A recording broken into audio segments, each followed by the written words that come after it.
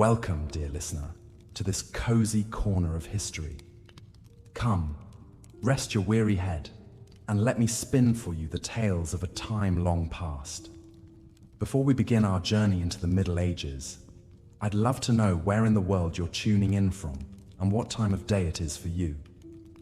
Are you nestled beneath the covers, ready to drift off to sleep? Or perhaps you're just settling in for a bit of calming history to unwind after a long day. If you enjoy these quiet musings on days gone by, I invite you to subscribe so you never miss an episode. There's something quite special about letting the past whisper in your ear as you relax. Now, let us set the scene.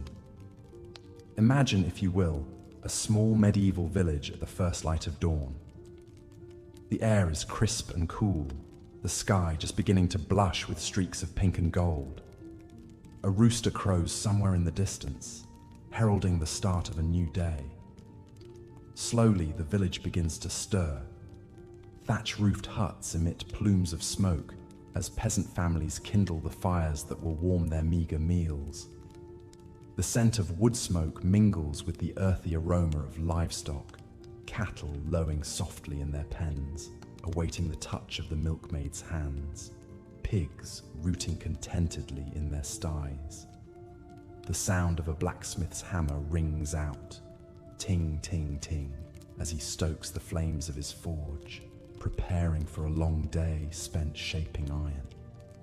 These are the sights, sounds, and smells that would greet a medieval peasant each morning, a familiar tapestry woven from hardship and toil. For to be a peasant in the Middle Ages was to be caught in the grip of an unrelenting cycle of backbreaking labor, eked out beneath the oppressive weight of the feudal system. Most peasants lived in small, one-room huts, their roofs thatched with straw that would rot away every few years, needing to be painstakingly replaced. The walls were made of wattle and daub, a lattice of wooden strips plastered with a mixture of clay, dung, and the straw. A single room served as kitchen, bedroom, and living space for an entire family, their bedding nothing more than piles of straw laid out on the dirt floor. Furniture was simple and sparse, perhaps a wooden table and bench, a chest for storing precious items, and if the family was lucky, a straw mattress tick for the parents. Children would sleep on the floor or in the loft above the animals' quarters, where the rising heat would keep them warm in winter. Food was as basic as the living conditions. Most peasants subsisted on a diet of coarse barley bread, pottage, a stew of grains and vegetables, and whatever meager produce they could grow in their cottage gardens. Meat was a rare luxury, usually only enjoyed on special occasions, or when an animal was too old or sick to be useful anymore. Even ale, the mainstay beverage of the time, was weak and watery, drunk more for its caloric content than for pleasure. Water was often too polluted to drink, especially in towns and cities, so ale was consumed by everyone from children to the elderly. This meager fare, combined with the constant toll of manual labor, meant that most peasants were perpetually malnourished. They were prone to a host of diseases that their overworked bodies struggled to fight off. Dysentery, typhoid, tuberculosis, and the dreaded bubonic plague that periodically swept through Europe like a scythe, culling the population without mercy. As a result, life expectancy was shockingly low. A peasant was considered fortunate to reach the age of 40. Many children died before their 5th birthday, succumbing to disease, malnutrition, or accidents. Childbirth was perilous for both mother and infant, with many women perishing in the throes of labor or from postpartum infections. Yet despite the odds stacked against them, the peasantry endured. They toiled from sunup to sundown, their lives dictated by the rhythms of the seasons and the whims of their lords. For in the feudal hierarchy, peasants occupied the lowest rung, beholden to the aristocracy for the very land they tilled. The feudal system was a complex web of obligations and loyalties, with the king at the apex and the lowly serf at the base. In between were the great lords and ladies, dukes, earls, barons, and knights, who held vast tracts of land granted to them by the king. In exchange for this land, known as a fief, the nobles pledged their fealty and military service to the crown. But they didn't work the land themselves. That fell to the peasants, who were bound to the nobles' estates in a form of indentured servitude. In exchange for the right to farm a small plot for their own sustenance, peasants were obliged to work the lord's fields, tend his livestock, repair his fences and buildings, and pay him a portion of their harvest in rent. It was a life of unceasing labor and little reward. There were two main classes of peasants, freemen and villeins. Freemen, as the name implies, enjoyed slightly more autonomy than their villain counterparts. Though still beholden to their lords, they could own their own tools and animals, and even save up enough money to buy their freedom. Villains, on the other hand, were little more than slaves. They were bound to the land, forbidden to leave the estate without their lord's permission. They could own no property of their own, and were subject to their lord's justice and whims. If a villain died without an heir, all his possessions would revert back to his lord. But whatever their legal status, all peasants shared the same daily grind. They awoke at dawn, often to the crowing of a rooster or the clanging of the church bell. After a hasty morning meal, they would set off to the fields, shepherding their animals ahead of them, cows to the pasture, pigs to the forest to forage for acorns and roots, sheep to the hills. In spring, the ploughman would hitch his team of oxen to the heavy wooden plough, the blade biting deep into the earth as he trudged up and down the long furrows. It was grueling work, the sun beating down on his back, the flies buzzing incessantly around the sweating beasts. At the end of each row, he would pause to wipe his brow, then heave on the plough handles to turn the cumbersome contraption around for another pass. Once the soil was tilled, the sower would walk the field, scattering precious seed from a sack slung around his neck. He had to be careful not to sow too thickly or too thinly. Too much seed would choke out the young plants, while too little would leave gaps for weeds to take hold. And all the while he had to contend with flocks of hungry birds that would swoop down to feast on the newly planted grain. In summer, the peasants would keep a watchful eye on their ripening crops, guarding them against marauding animals and thieves.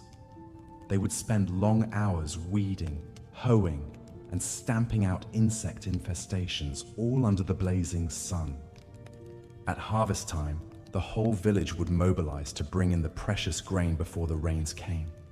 Men, women, and children alike would take up scythes and sickles, working from dawn to dusk to cut and bind the wheat into sheaves. It was a race against time and weather, for a single storm could spell disaster, flattening the ripe grain and rotting it on the stalk. Once the harvest was in, the sheaves had to be threshed to separate the grain from the chaff. This was done with a flail, two wooden sticks joined by a short chain, which the thresher would swing overhead to beat the sheaves, the rhythmic thud, thud, thud echoing across the fields. The grain then had to be winnowed, tossed into the air so the breeze could blow away the lighter chaff, leaving the heavier kernels to fall to the ground. Finally, it would be gathered up and taken to the Lord's mill to be ground into flour, the miller taking his cut of the proceeds. No part of the harvest was wasted. The straw would be used to thatch roofs, stuff mattresses, or feed livestock. Any gleanings left in the field after reaping were free for the poor to gather, a tradition dating back to biblical times. While the men toiled in the fields, the women had their own unending round of chores. They milked the cows, churned butter, made cheese, baked bread, brewed ale, spun wool, wove cloth, sewed clothing, tended the cottage garden, gathered firewood, drew water from the well, and cooked what little food there was. Peasant children, too, had to pull their weight. As soon as they were old enough to walk, they would be put to work, scaring birds from the crops, gathering eggs, picking vegetables, herding geese or sheep. There was no time for schooling or play. Childhood was a brief respite before a lifetime of labor. Even the elderly and infirm were expected to contribute what they could, whether it was spinning, weaving, mending, or tending the fire. There was no retirement for a peasant. You worked until you died. Such was the lot of the medieval peasant, a life of unremitting toil and hardship, their fates yoked to the land and their lords. But among these humble folk, there were some whose names have echoed down through the ages. Their stories are testament to the endurance and spirit of the common man. One such figure was William Langland, a 14th century ploughman turned poet. Born into a poor peasant family, Langland spent his youth behind the plough, his hands calloused from gripping the rough wooden handles, his face weathered by sun and wind. But Langland had a restless mind and a burning desire for knowledge. In the brief moments of respite between his labors, he would listen intently to the parish priest's sermons, committing the Bible stories to memory. He learned to read and write, rare accomplishments for a peasant, and began to compose his own verses. Langland's masterpiece was Piers Plowman, a sprawling allegorical poem that chronicled the journey of a humble everyman, the titular Piers, through a landscape of social injustice and religious corruption. Through Piers' eyes, Langland laid bare the inequities of the feudal system, the greed of the nobility, and the hypocrisy of the church. He gave voice to the plight of the peasantry, their backbreaking labor and grinding poverty, their yearning for a better life. In one memorable passage, Piers laments, "I have no penny pullets for to buy, nor neither geese nor pigs, but 2 green cheeses, a few curds and cream, and an oaten cake, and 2 loaves of beans and bran, baked for my youngsters. And yet I say by my soul, I have no salt bacon. Not a smidgen of smoked meat smoulders in my sideboards." Langland's words struck a chord with the common folk, who saw in Piers a champion of their cause. Piers Plowman became a sensation, circulating widely in manuscript form long before the invention of the printing press. It's a testament to Langland's genius that his poem has endured for over 6 centuries, a window into the world of the medieval peasant and a cry for social justice that still resonates today. For Langland, writing was a way to transcend the narrow confines of his peasant life, to give voice to the voiceless and to dream of a better world. In the figure of Piers, he created an enduring symbol of the common man's struggle, a simple ploughman who, through faith and fortitude, could lead his people to a more just and equitable society. Langland's own life remains shrouded in mystery. We know little of his final years or his ultimate fate. But his legacy lives on in the pages of Piers Plowman, a reminder that even in the darkest and most oppressive of times, the human spirit can still soar free on the wings of imagination and hope. As we leave William Langland and his ploughman hero behind, we turn our attention to another group of peasants whose lives were inextricably bound to the land and the creatures that roamed upon it, the shepherds and goat herds. In many ways, the shepherd's life was even more solitary and arduous than that of the ploughman or reaper. While field workers at least had the companionship of their fellow laborers, the shepherd spent long days and nights alone with his flock, wandering the hillsides and valleys in search of pasture. It was a job that required great skill and knowledge. A good shepherd had to be attuned to the needs and habits of his animals, able to read the subtle signs of weather and predators. He had to know which plants were safe for his sheep to graze on and which were poisonous, how to nurse a sick lamb back to health, how to deliver a breech-birth ewe. He also had to be prepared to defend his flock against a host of dangers: wolves and wild dogs, thieves and rustlers, even the occasional bear or mountain lion. Armed with little more than a staff and a sling, the shepherd had to be ready to lay down his life for his sheep. It was a lonely existence, with only the bleating of the flock and the occasional bark of the herding dog for company. Shepherds would often go weeks or even months without seeing another human face, their only shelter a crude lean-to or a cave in the hillside. In the heat of summer, they would lead their flocks to high mountain pastures, following the retreating snow line. There, in the thin, crisp air, the sheep would graze on the lush alpine grasses, putting on fat for the long winter ahead.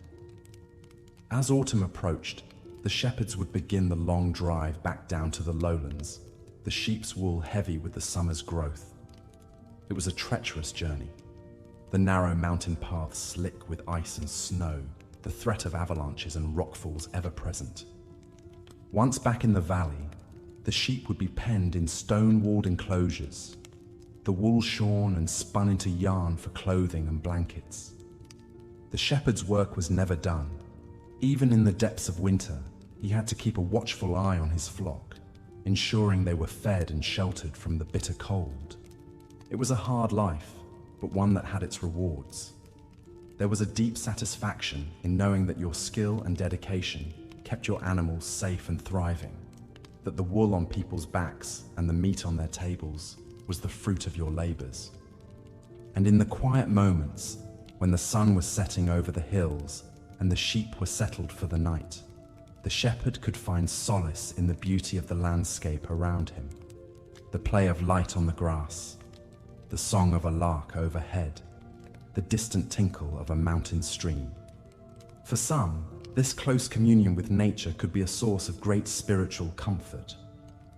Many shepherds were deeply devout, seeing in their humble work an echo of the divine. After all, was not Christ himself often depicted as a shepherd, tending to his flock of faithful with loving care? This spiritual dimension of the shepherd's life is beautifully captured in the English medieval carol, The Shepherd's Song, which imagines a group of shepherds on the night of Christ's birth. The shepherd upon a hill he sat. He had on him his tabard and his hat, his tar box, his pipe, and his flaget. His name was called Jolly Wat, for he was a good herds boy. The carol goes on to describe how the shepherds are visited by an angel who tells them of the Saviour's birth, and how they hasten to Bethlehem to pay homage to the newborn king. The shepherds ran to Bethlehem to see that blessed sun's beam, and there they found that glorious lean, Mary and Joseph in their reign, and Jesus Christ, God's Son.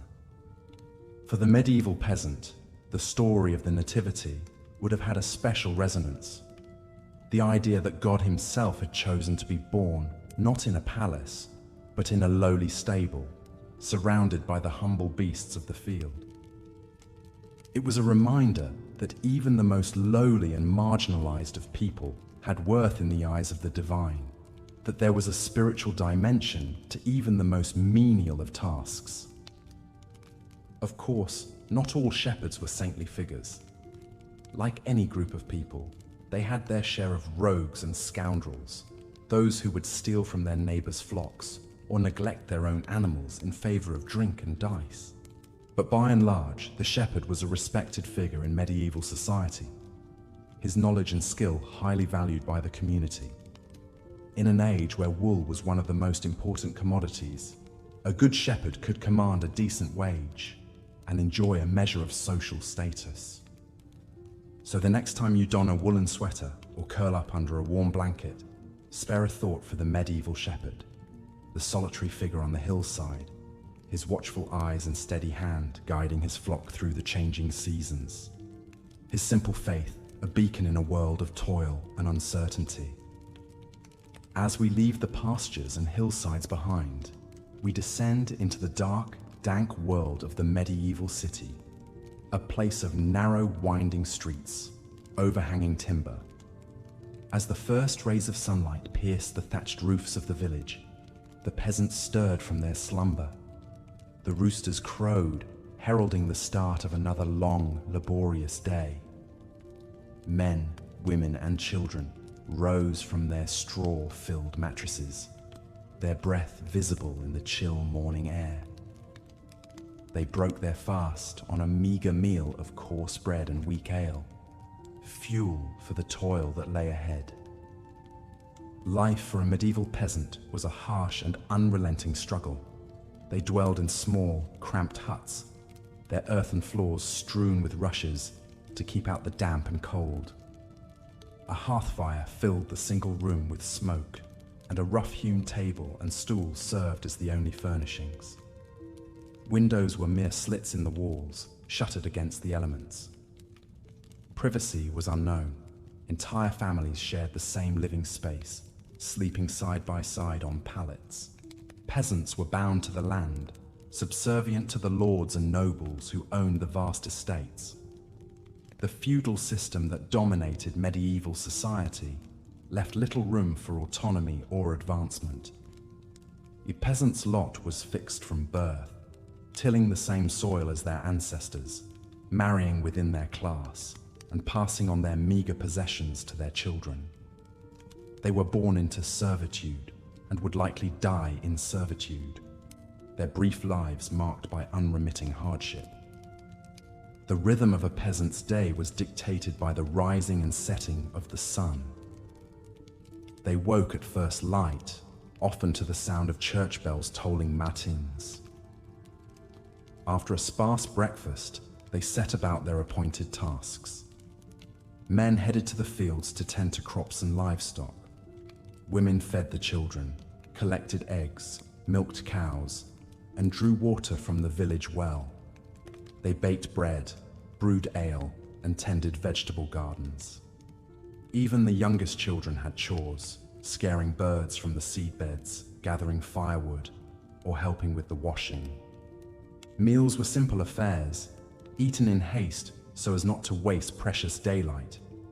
At midday, peasants would break for a meal of cheese, onions, and bread, washed down with watered wine or ale. Meat was a rare luxury, eaten only on special occasions or when an animal fell ill and had to be slaughtered. The evening meal was a thin pottage of vegetables and grains, sometimes enriched with a scrap of salted pork or fish on feast days. As the sun began to sink below the horizon, peasants returned to their huts, bone-weary and hungry. They ate their paltry supper and fell into an exhausted sleep, only to rise and begin the whole back-breaking cycle again a few hours later. It was a life of grinding poverty and relentless drudgery, with little respite or hope of change. Perhaps the most arduous and vital work of the peasantry took place in the fields. The ploughman's job was to till the heavy, clay-rich soil from dawn to dusk, walking behind a lumbering ox or horse-drawn plough. It was slow, exhausting labor, requiring great strength and endurance. The plough itself was a primitive implement, little more than a sharpened stick that scratched the surface of the earth. The ploughman had to constantly adjust its depth and angle while dodging rocks and roots that could break the blade. Even a skilled ploughman could only till about an acre a day, a small plot that would yield barely enough food to sustain a family. The work was made harder by the crude state of medieval agriculture. Fields were divided into long, narrow strips, separated by raised banks of turf. This was to allow access for ploughing and sowing, but it meant that a farmer might have strips scattered across the manor, requiring them to travel long distances just to reach their land. Once the soil was turned, the sower took over, scattering precious seed by hand. It was a delicate task, requiring a steady hand and a keen eye for the wind. Too much seed in one place would choke the young plants, while too little would result in bare patches. Birds were a constant menace, swooping down to snatch up the freshly sown grain. Sowers sometimes resorted to shouting, waving flags, or even imploring young children to run up and down the furrows to scare them off. All of this was for naught if the weather didn't cooperate.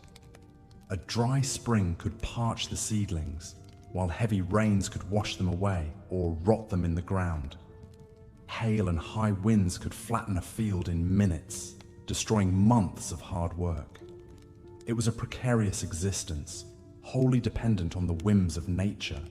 The harvest was the most critical and back-breaking time of the agricultural year. As the wheat and barley ripened under the summer sun, peasants worked from sunrise to sunset to bring in the crop before the rains came. Armed with sickles and scythes, they systematically moved through the fields, cutting the grain and tying it into sheaves. It was hot, dusty, itchy work. The sharp stalks left hands blistered and bleeding, while pollen and chaff choked the air. Once cut, the sheaves had to be gathered and hauled to the threshing floor, where the grain would be separated from the stalks.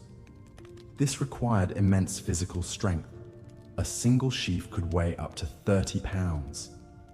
Men, women, and older children all pitched in, loading the sheaves onto carts or carrying them on their backs. It was a race against time, for a rainstorm could ruin the cut grain, causing it to sprout or spoil. One figure who captured the hardships and dignity of the medieval ploughman was William Langland. Born around 1332 in the West Midlands of England, Langland came from a family of small freeholders, or yeomen.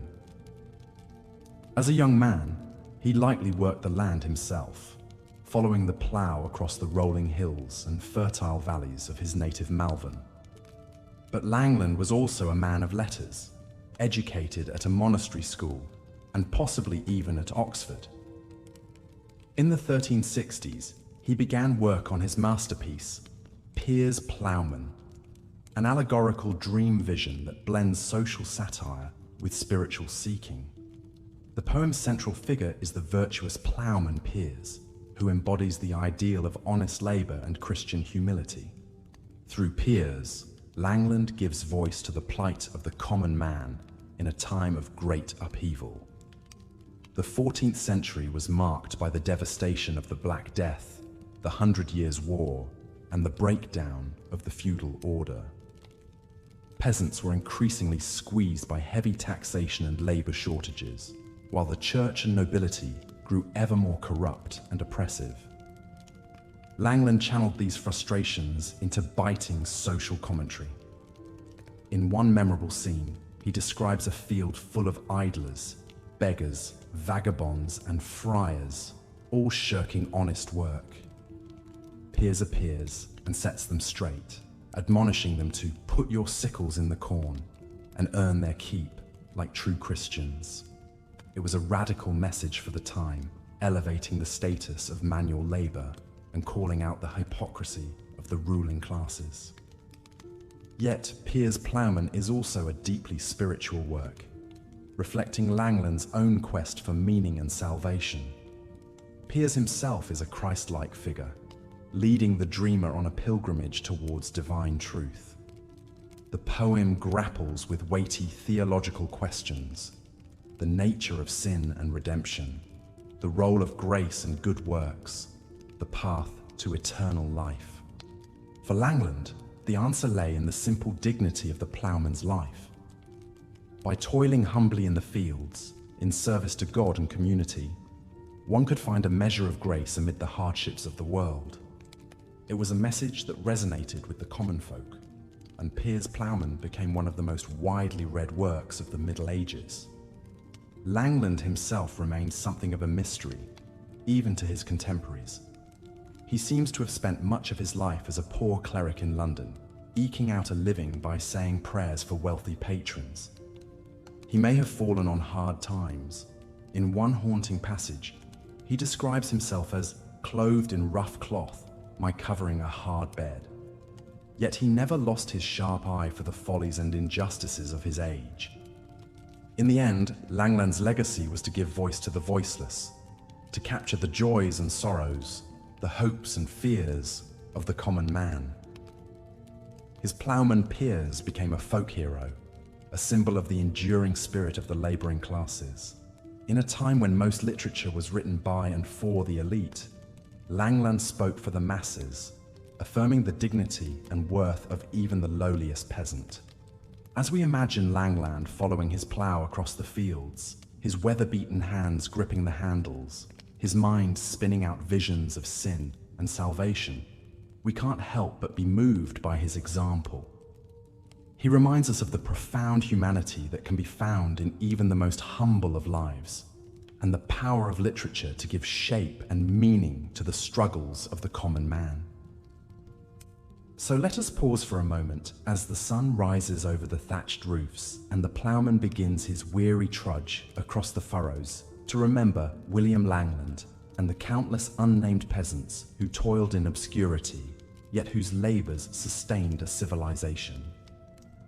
In their quiet strength and endurance, in their stubborn quest for meaning amid hardship, we may just catch a glimpse of the divine.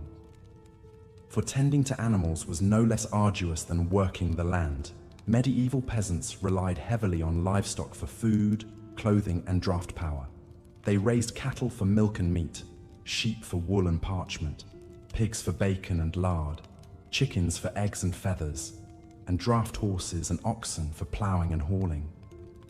Caring for these creatures was a constant responsibility, requiring early mornings, long days, and late nights. Perhaps the most iconic figure of medieval animal husbandry was the shepherd. Charged with guarding the manor's flocks of sheep, shepherds led a lonely, wandering life on the edges of society. They spent their days roaming the hillsides and meadows, watching over their charges as they grazed. It was a job that required great patience, vigilance, and courage. Sheep were highly vulnerable to predators like wolves and wild dogs, which could decimate a flock overnight. Shepherds had to be constantly on the alert, ready to fend off attackers with their staffs and slings. They also had to protect the sheep from human threats, thieves and rustlers who would steal lambs or fleeces under cover of darkness.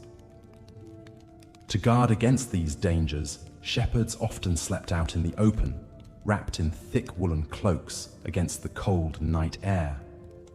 They subsisted on a diet of bread, cheese, and ale, supplemented by the occasional lamb or ewe culled from the flock.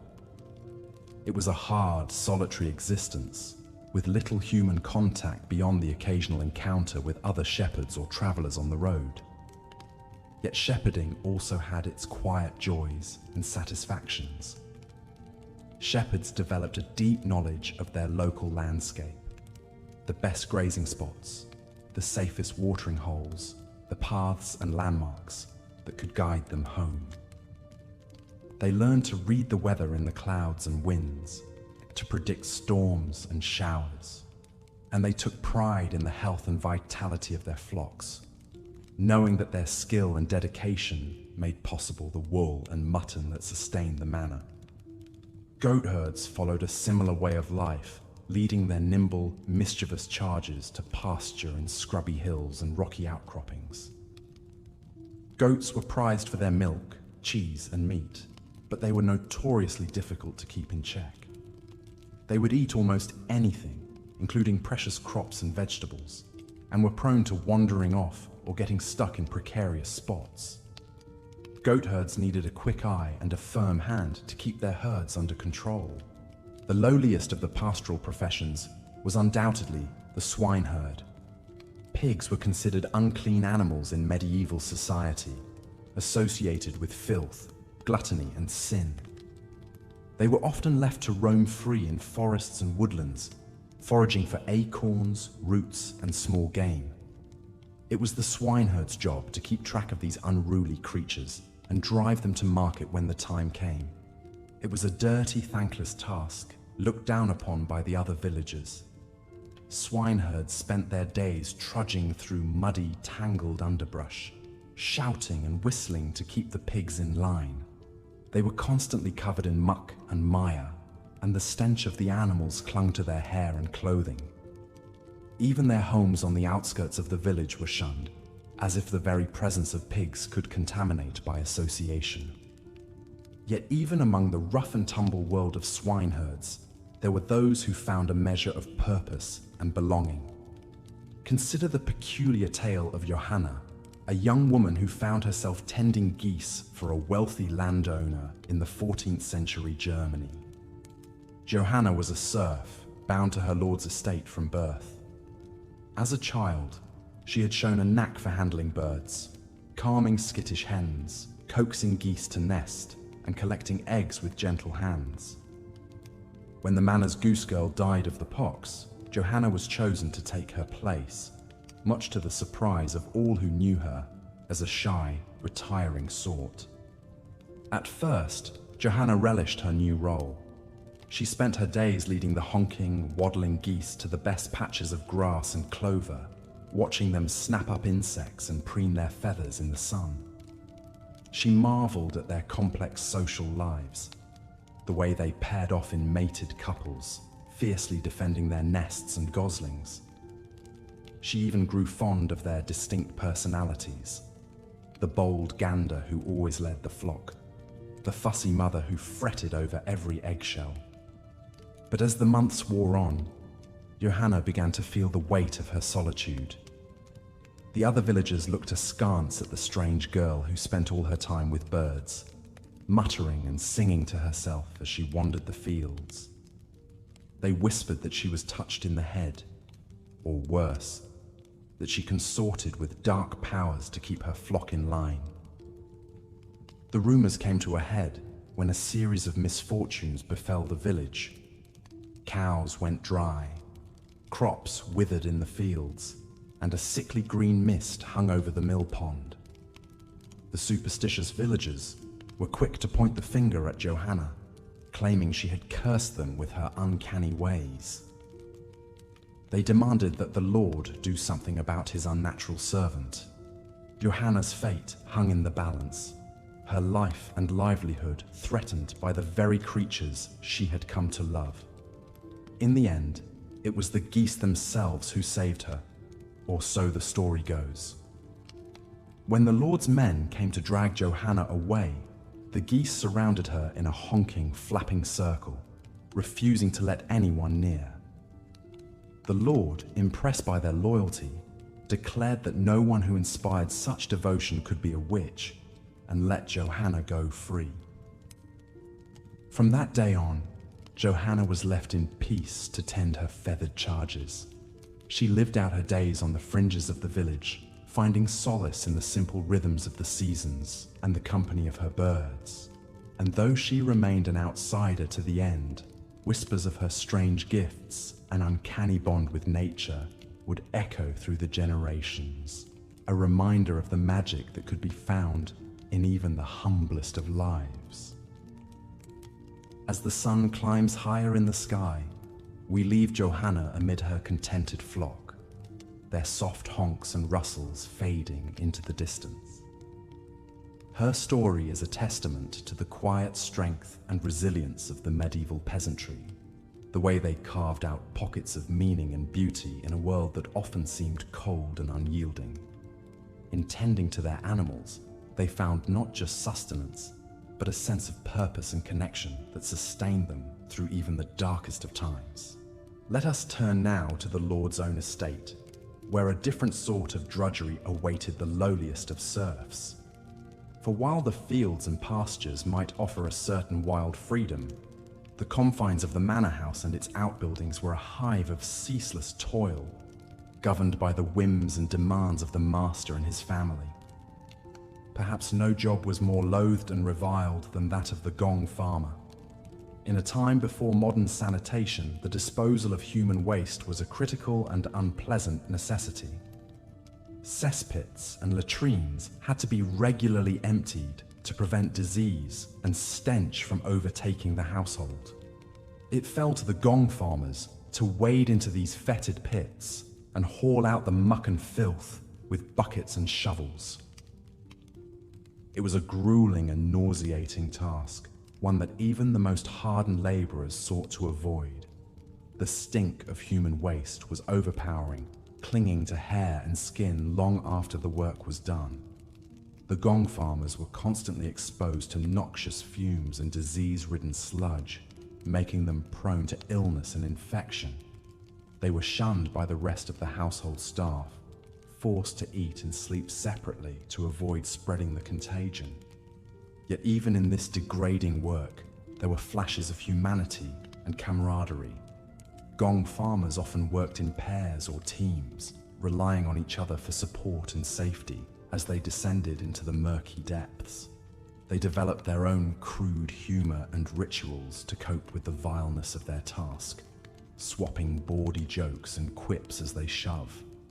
As the first golden rays of dawn pierced the morning mist, the peasants of Elmwood Village began to stir.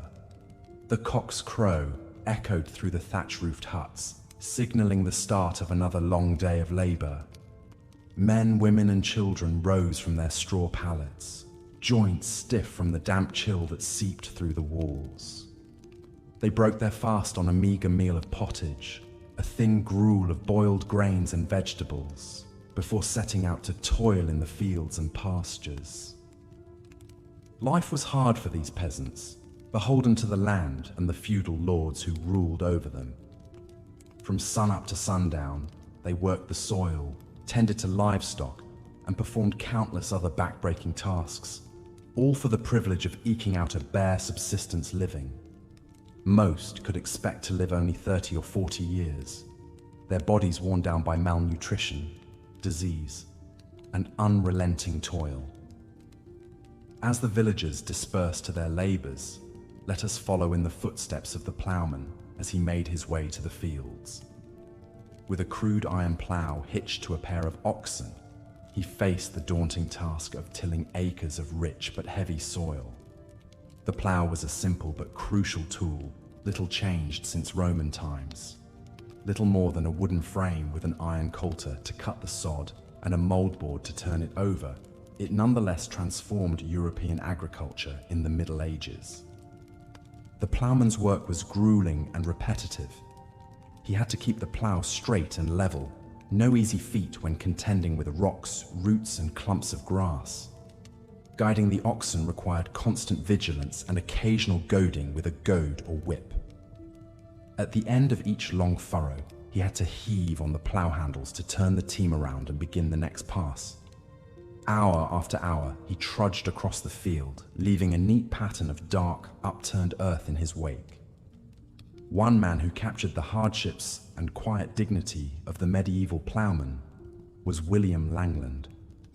Born around 1330 in the West Midlands of England, Langland spent much of his life as a humble tonsured cleric, eking out a living however he could. But he is best remembered as the author of Piers Plowman, a visionary work of alliterative verse that offers a searing portrait of feudal society. In the poem, Langland introduces a humble ploughman named Piers who embodies the virtues of hard work, honesty, and Christian charity. Through Piers, Langland voices the struggles and aspirations of the common folk, toiling under the yoke of poverty and oppression.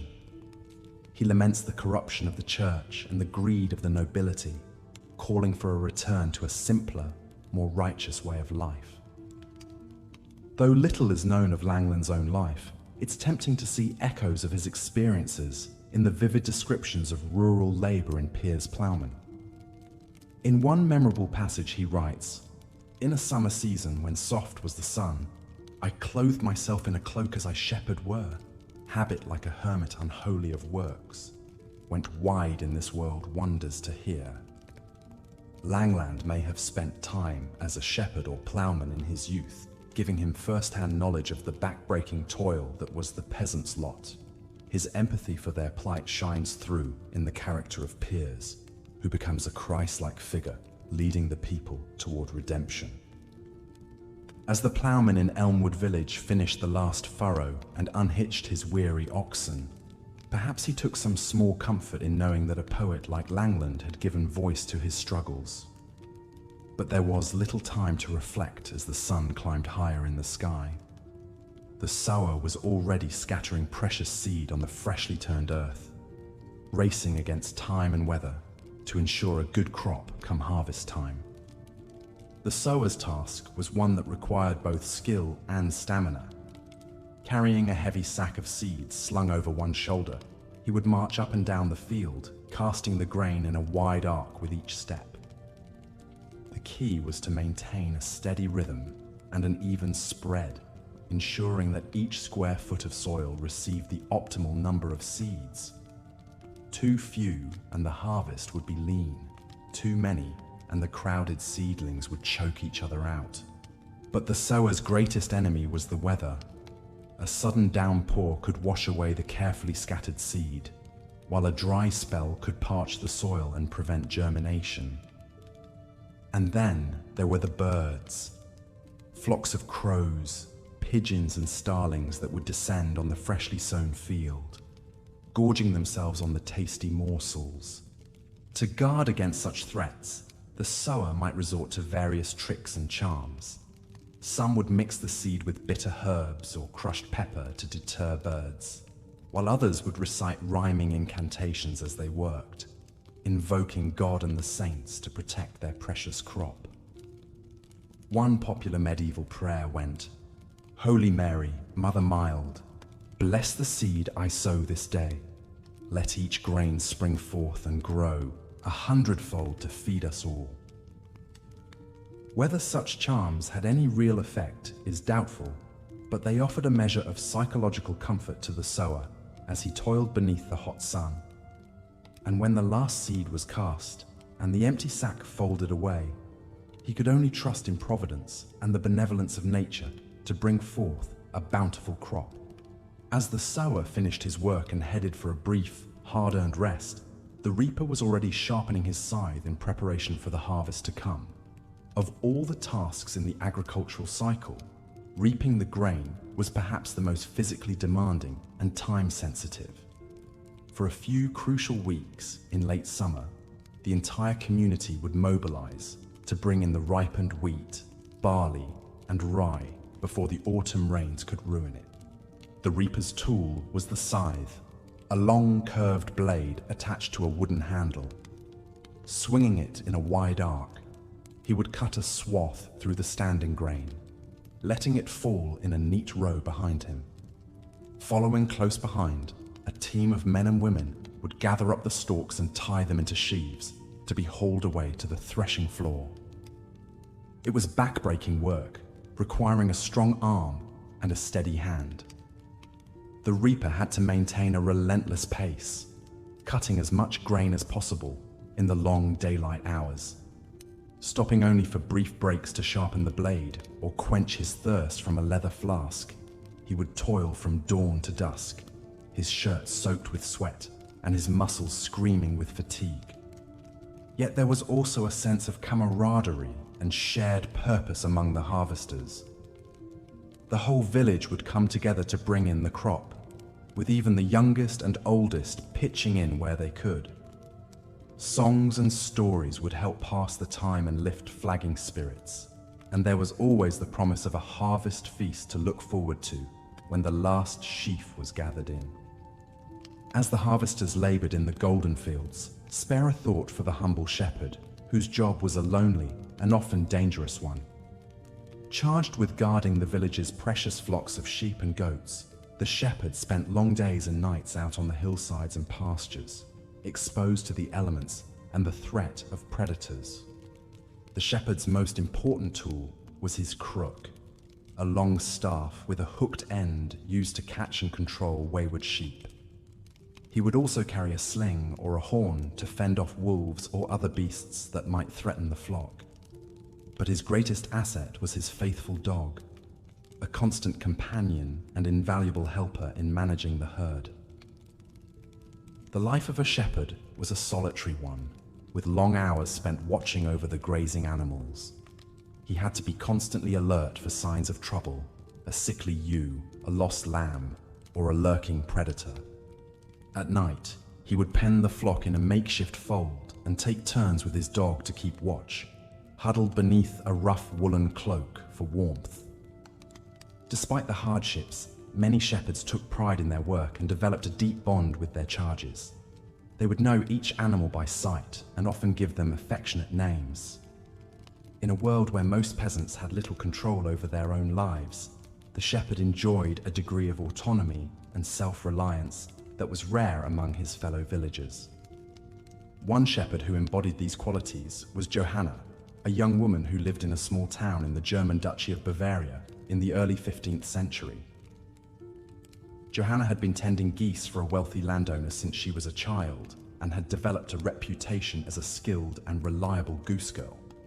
But Johanna's life took a dark turn when she was accused of witchcraft by some of the superstitious villagers. They claimed that she used her uncanny way with animals to cast spells and curses on her neighbors.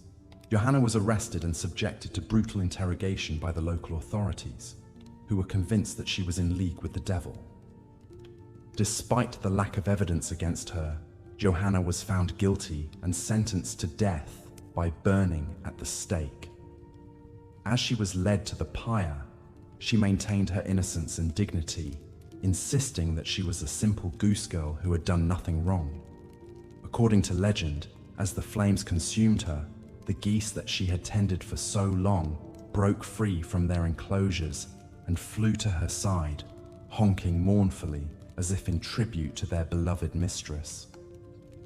Johanna's tragic story is a reminder of the precarious position of women in medieval society, particularly those who dared to live unconventional lives.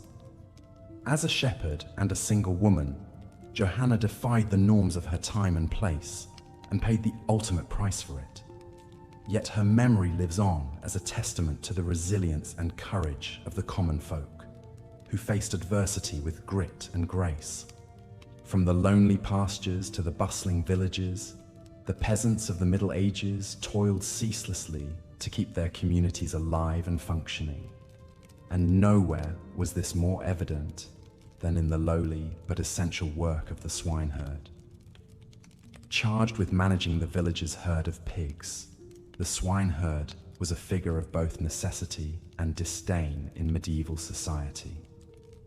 Pigs were a crucial source of meat for the peasantry, providing a reliable supply of protein that could be salted and stored for the lean winter months.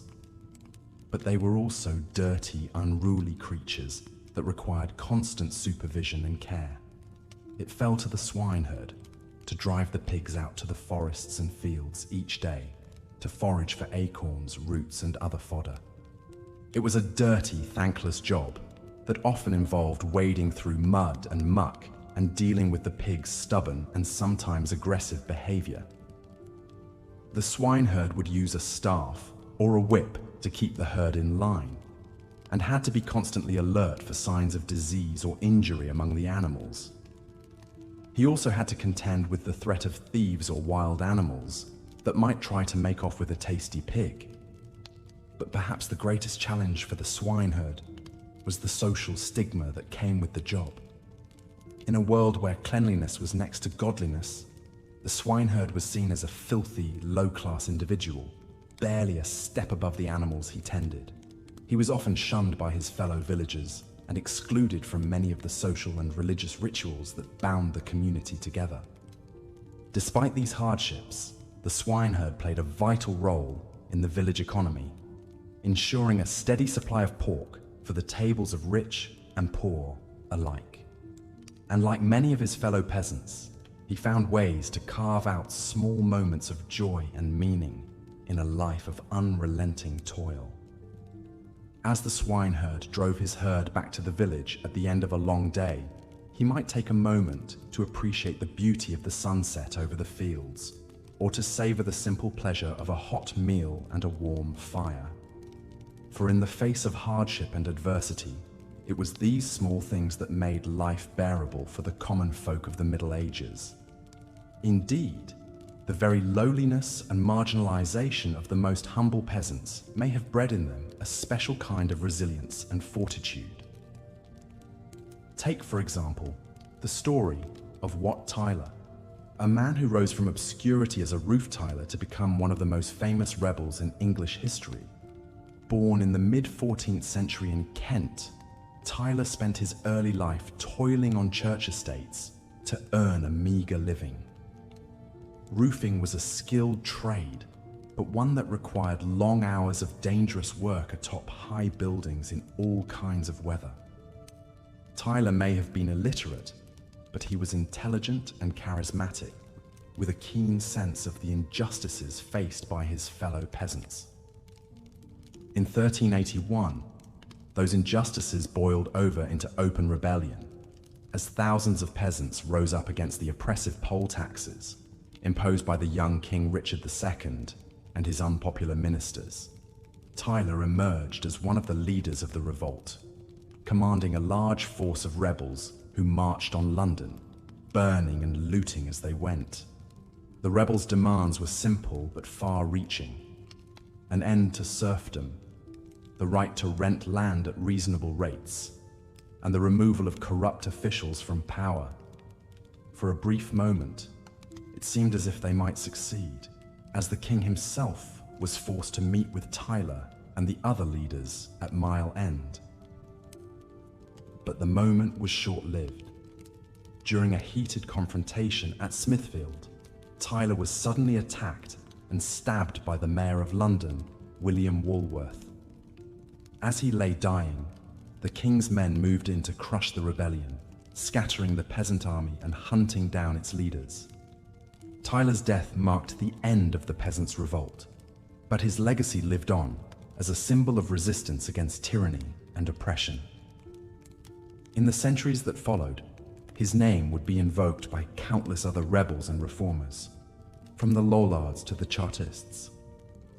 For the peasants of the Middle Ages, the story of Wat Tyler was a reminder that even the lowliest among them had the power to challenge the status quo and fight for a better life. It was a message that would resonate down through the generations, as the common folk continued to struggle against the yoke of feudalism and oppression. Of course, not all peasants were cut out for rebellion and revolt. For many, the daily grind of work and survival left little room for dreams of a better world. And few jobs were more grinding than that of the gong farmer, the unfortunate soul charged with cleaning out the village's cesspits and latrines. In a world without modern sanitation, human waste was a constant and noxious presence in medieval villages. It was the gong farmer's job to remove this waste and dispose of it safely, a task that required a strong stomach and a sturdy constitution. Armed with a long-handled scoop and a bucket, the gong farmer would descend into the dark, foul-smelling depths of the cesspit, wading through the muck to remove the accumulated waste. It was a job that exposed him to all manner of disease and infection, from dysentery to typhoid fever. But the gong farmer's work was essential to the health and well-being of the village.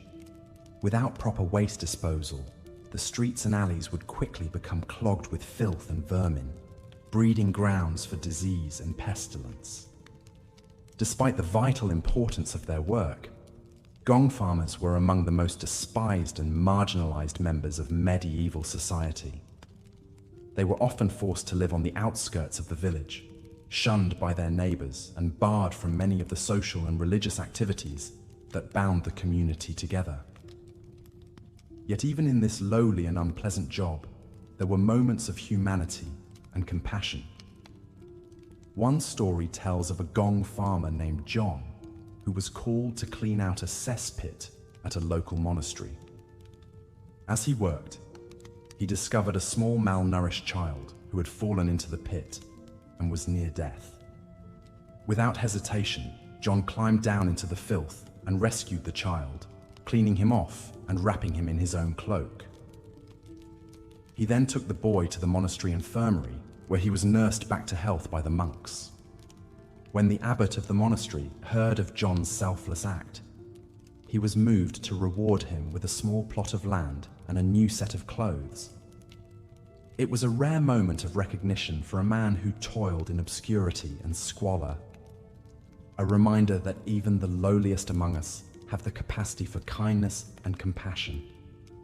As the gong farmer hauled his reeking buckets through the village streets, he may have taken some small comfort in the knowledge that his work, however unpleasant, was essential to the well-being of his community. And perhaps, like John, he held out hope that one day his efforts would be recognized and rewarded, if only in some small way. Hope was a precious commodity for the peasants of the Middle Ages, a flicker of light in a world of darkness and toil. And nowhere was that hope more sorely needed than among the poor souls who were tasked with excavating the village's ditches and trenches. Ditch digging was one of the most physically demanding and poorly compensated jobs in medieval society. It required long hours of backbreaking labor in all kinds of weather, with little more than a spade and a wheelbarrow to aid in the work. The ditch digger's task was to excavate the deep, narrow trenches that served as the village's primary means of drainage and defense. These ditches were essential for channeling away rainwater and sewage. As the sun dips below the horizon, casting long shadows across the fields and thatched roofs of the village, the weary peasants make their way home after another long day of toil. Their aching muscles and calloused hands are a testament to the ceaseless labor that fills their waking hours. For most, there is little hope of ever escaping the crushing poverty and servitude that defines their lives. But even amidst the hardship, there are occasional reprieves that bring a glimmer of joy and respite to the downtrodden. The church feast days, though far too infrequent, offer a chance to set aside their tools and celebrate the saints with humble feasts and merrymaking.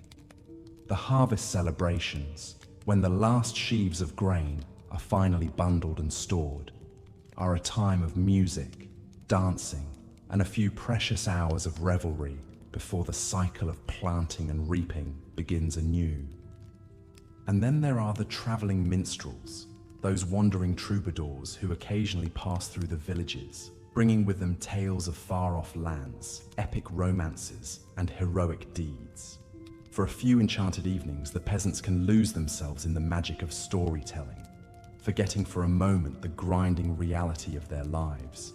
The minstrels' melodies and ballads stir something in their hearts, a longing for adventure, for love, for a world beyond the confines of their village and the dictates of their feudal lords. It is this same yearning for something more that has, at times, driven the peasants to rise up against their oppressors. The dream of freedom, of casting off the yoke of serfdom and owning their own land, has inspired rebellions and uprisings throughout the Middle Ages. The Peasants' Revolt of 1381, led by the charismatic rebel Wat Tyler, saw thousands of common folk march on London, demanding an end to the crippling taxes and abuses inflicted upon them by the ruling class. Though the revolt was ultimately crushed and Tyler himself brutally executed, it sent shockwaves through English society and sowed the seeds of resistance that would continue to grow in the hearts of the people. But for most peasants, open rebellion was a luxury they could ill afford. Their lives were an unending cycle of work, punctuated only by the briefest moments of rest and the constant spectre of hunger, disease, and the whims of their masters. They toiled from sunup to sundown, their fate inextricably tied to the land and the turning of the seasons. And yet, there is a quiet dignity in their struggle, a resilience born of necessity, and the unbreakable bonds of community and family.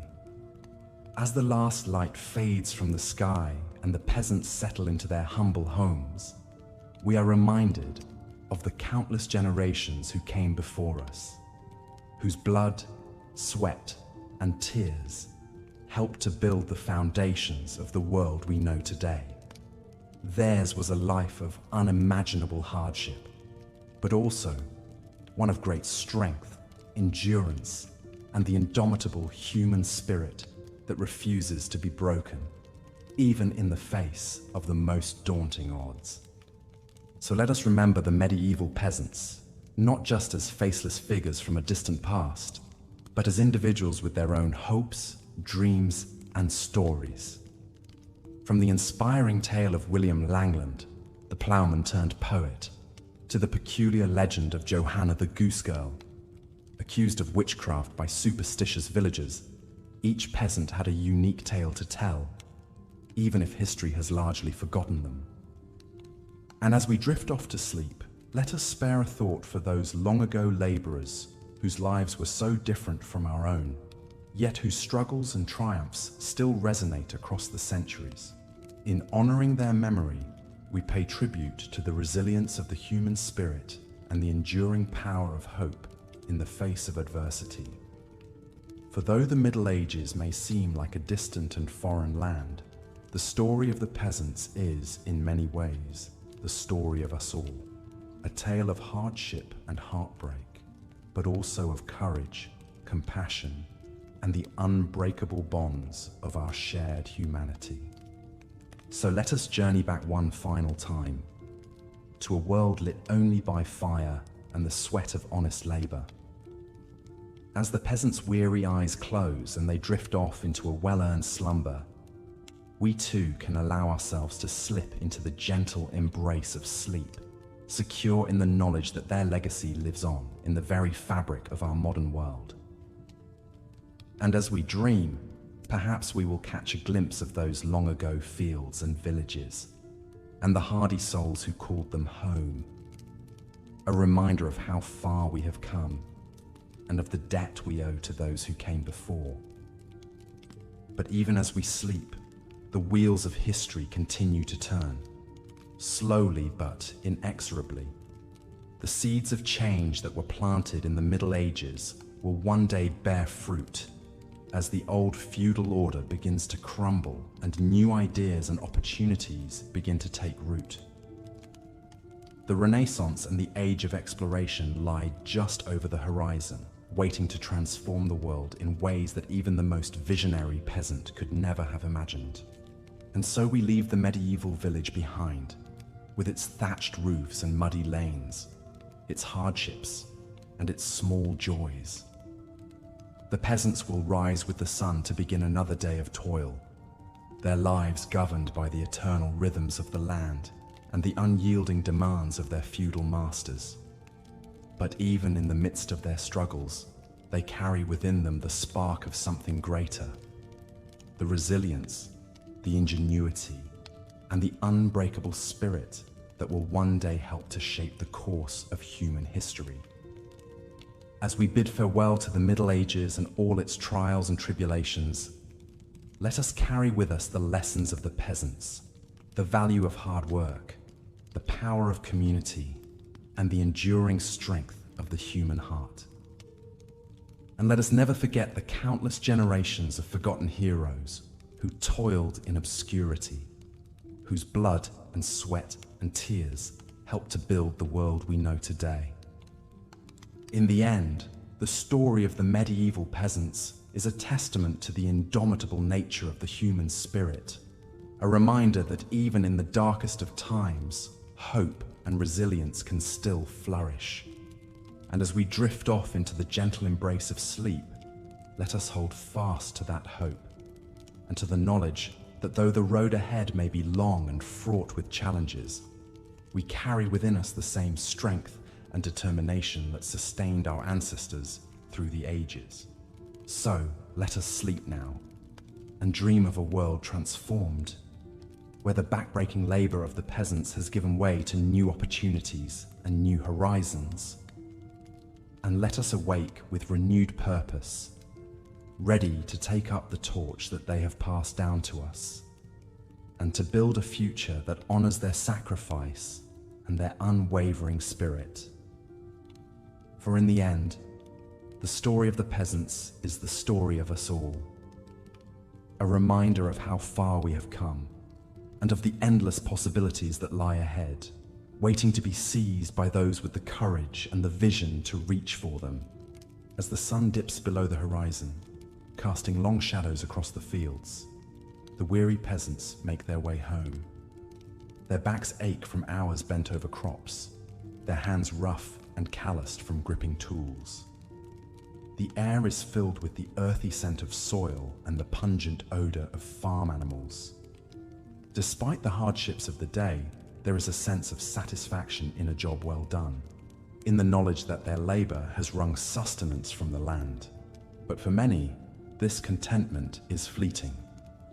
As they trudge down well-worn paths to their humble abodes, the reality of their lot in life weighs heavily upon them. They are bound to this land, to the whims of their lord, with little hope of ever breaking free from the cycle of poverty and servitude. Their days are an endless round of toil, their nights a brief respite before it all begins anew. Yet even in the midst of this bleak existence, there are moments of joy and celebration. The church feast days provide a welcome break from the drudgery, a chance to come together with family and friends, to share in the bounty of the harvest. The arrival of a traveling minstrel is a cause for excitement, bringing news from distant lands and tales of adventure to brighten the long evenings. And then there are the whispers of rebellion, the dream of freedom that stirs in the hearts of some. They have heard the stories of peasant uprisings in other parts of the land, of brave men and women who dare to stand up against their oppressors. Some even dare to hope that they too might one day cast off the yoke of servitude and claim a better life for themselves and their children. One such dreamer was Wat Tyler, a humble roof tiler from Kent. Born into poverty, Wat learned his trade at a young age and quickly gained a reputation for his skill and industry. But he was also known for his quick wit and his disdain for authority, traits that would serve him well in the years to come. As he traveled from village to village, plying his trade, Wat saw firsthand the suffering of his fellow peasants. He listened to their complaints of high taxes and corrupt officials, of the way they were treated like chattel by their lords. And he began to dream of a different world, one in which the common folk had a say in their own destiny. When the Peasants' Revolt erupted in 1381, Wat was quick to join the cause. He rallied his fellow tradesmen and labourers, urging them to take up arms against their oppressors. And as the rebellion gained momentum, Wat emerged as one of its leaders, a charismatic figure who inspired hope in the hearts of the downtrodden. For a brief, shining moment, it seemed as though the peasants might actually succeed in their quest for freedom. They marched on London, tens of thousands strong, and presented their demands to the young King Richard II. But the king's promises of reform proved hollow, and the rebellion was eventually crushed by the nobility. Wat Tyler paid the ultimate price for his part in the uprising. He was brutally executed, his head mounted on a pike as a warning to others who might dare to challenge the status quo. But his legacy lived on, a testament to the indomitable spirit of the common man. As the peasants settle in for the night, huddled around the meager warmth of their hearths, they cling to this spirit. They know that their lives are hard, that the odds are stacked against them, but they also know that they are not alone, that there are others who share their dreams of a better world. And so they persevere through the long years of the Middle Ages, through famine and plague and war. They toil in the fields and in the villages, in the great estates of the nobility, and on the lonely fringes of society. They are the backbone of this world, the unsung heroes whose labor and sacrifice will pave the way for the changes to come. As we look back on this time from the vantage point of the present day, it is easy to see the peasants as little more than a footnote in history, a downtrodden mass whose lives were brief and hard. But to do so would be to miss the true significance of their story. For in their struggles and their triumphs, in their dreams and their determination, the peasants of the Middle Ages laid the foundations for the world we know today. Their labor built the great cathedrals and castles that still stand as testaments to human ingenuity and skill. Their revolts and uprisings sowed the seeds of democratic thought and helped to chip away at the rigid hierarchies of the feudal system. And in their quiet moments, in the stories they told and the songs they sang, they left behind a rich cultural legacy that continues to resonate across the centuries. From the bawdy tales of Chaucer's Canterbury pilgrims to the haunting ballads of anonymous folk singers, the voice of the common man echoes down through history, reminding us of the enduring power of the human spirit. So as we drift off to sleep, let us spare a thought for the peasants of the Middle Ages, for the men and women who bore the weight of their world upon their shoulders. Let us remember their names and their deeds, their joys and their sorrows. And let us honor their memory by striving to build a world in which the dreams they dared to dream might one day become a reality. For in the end, the story of the peasants is the story of us all, of the common thread that binds humanity together across the ages.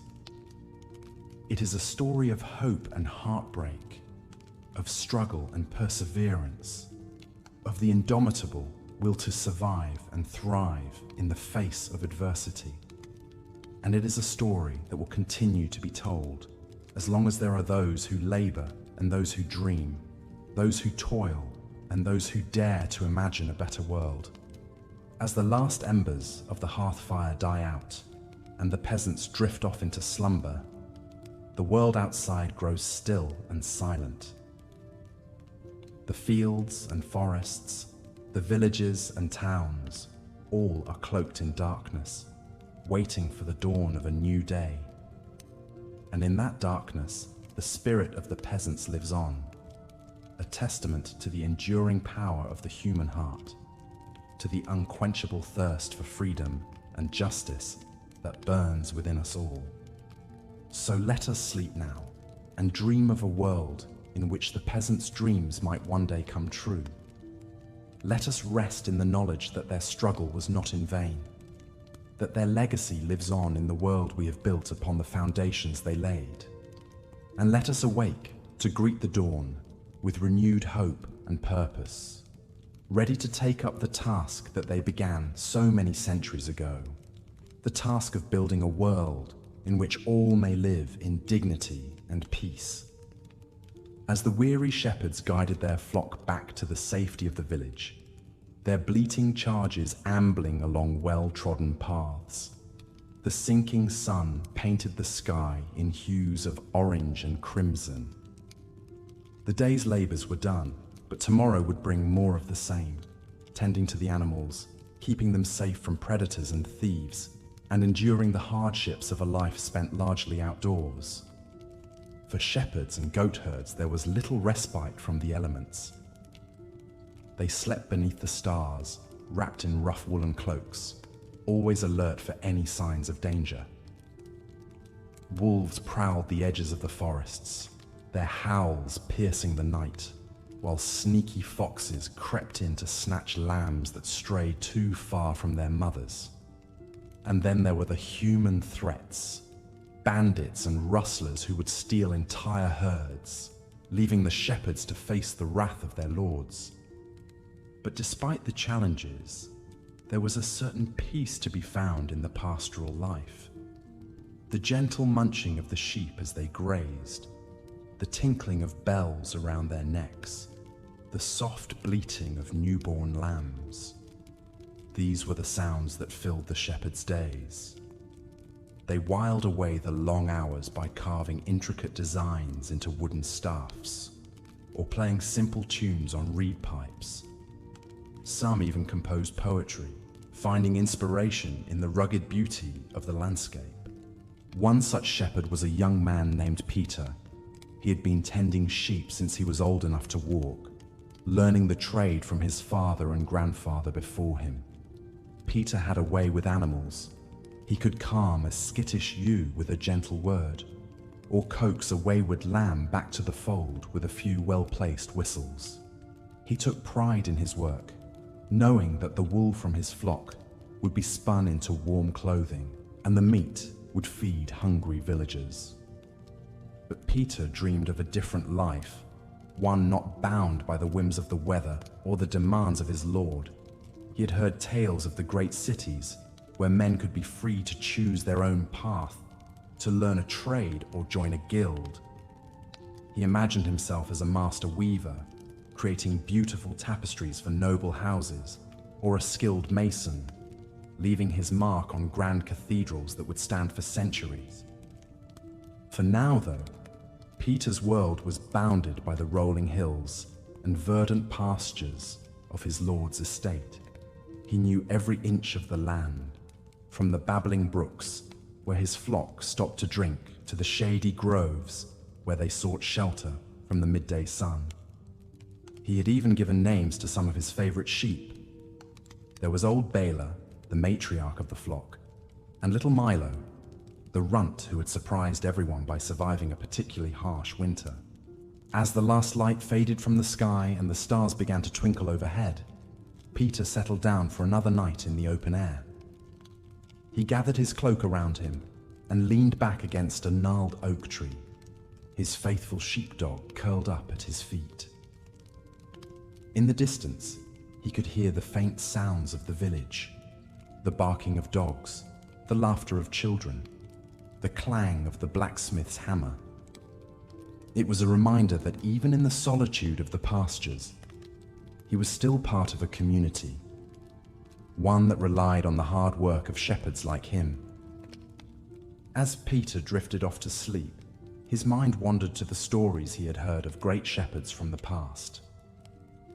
There was St. Patrick, the patron saint of Ireland, who had tended sheep as a slave before becoming a bishop and spreading Christianity across the land, and King David of Israel, who had started out as a humble shepherd boy before slaying the giant Goliath and becoming one of the most renowned rulers in history.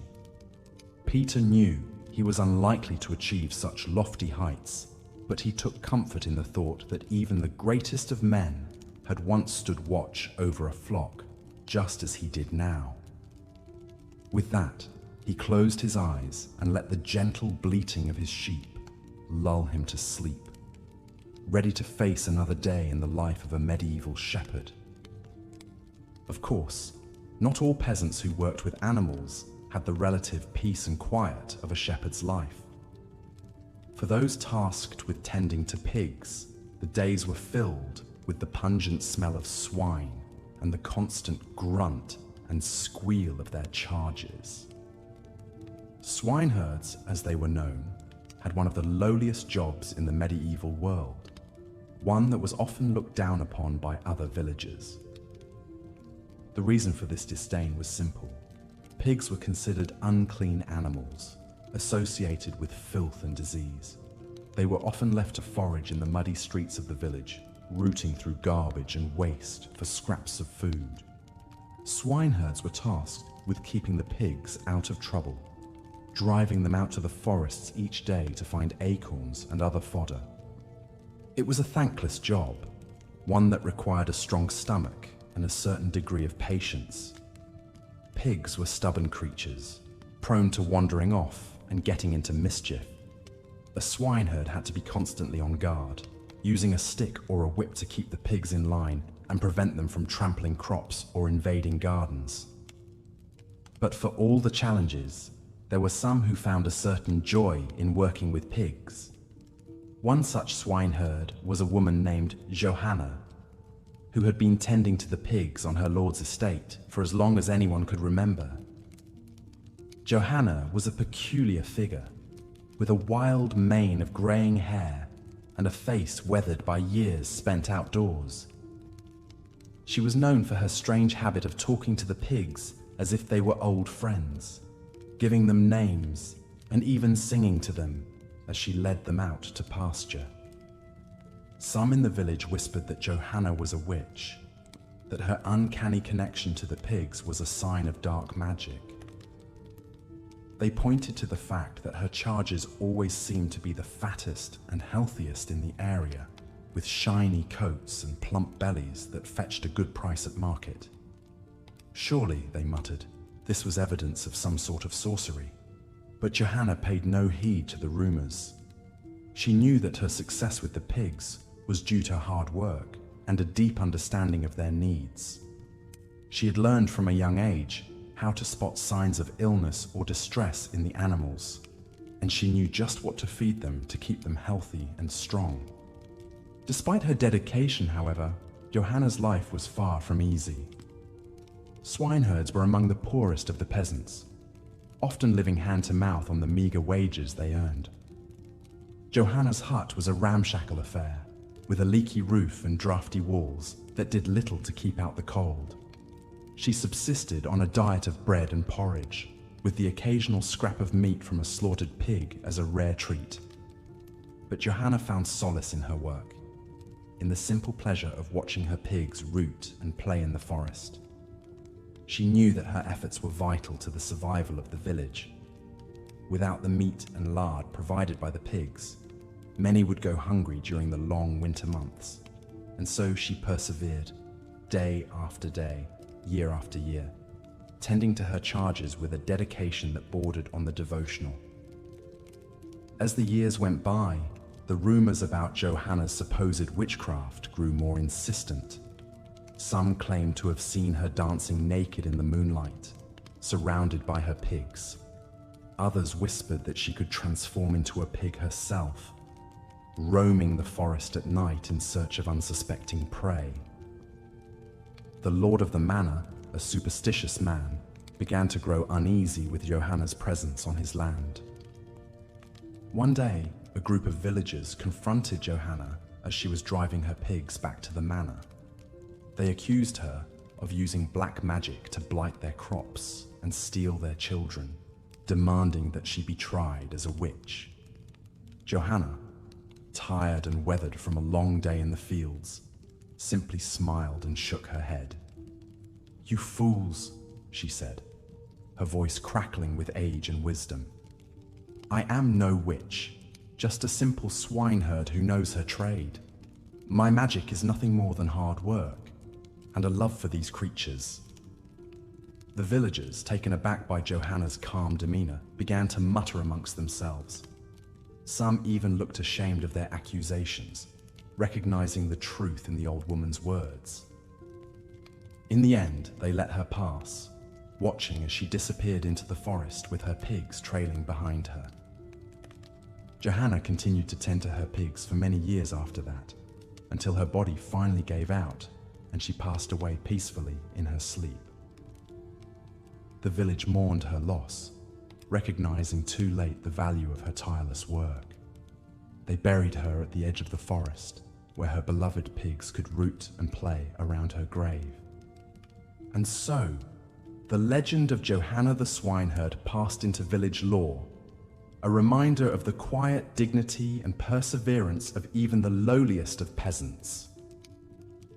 Her story was told around hearth fires and over pints of ale, a testament to the enduring spirit of those who toiled in the fields and the forests, keeping the world fed and the wheels of society turning.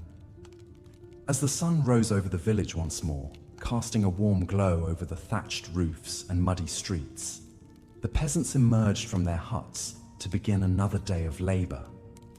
The shepherds guided their flocks out to pasture, the swineherds drove their pigs to the forests, and the ploughmen hitched their oxen to the heavy wooden ploughs that would turn the earth and prepare it for planting.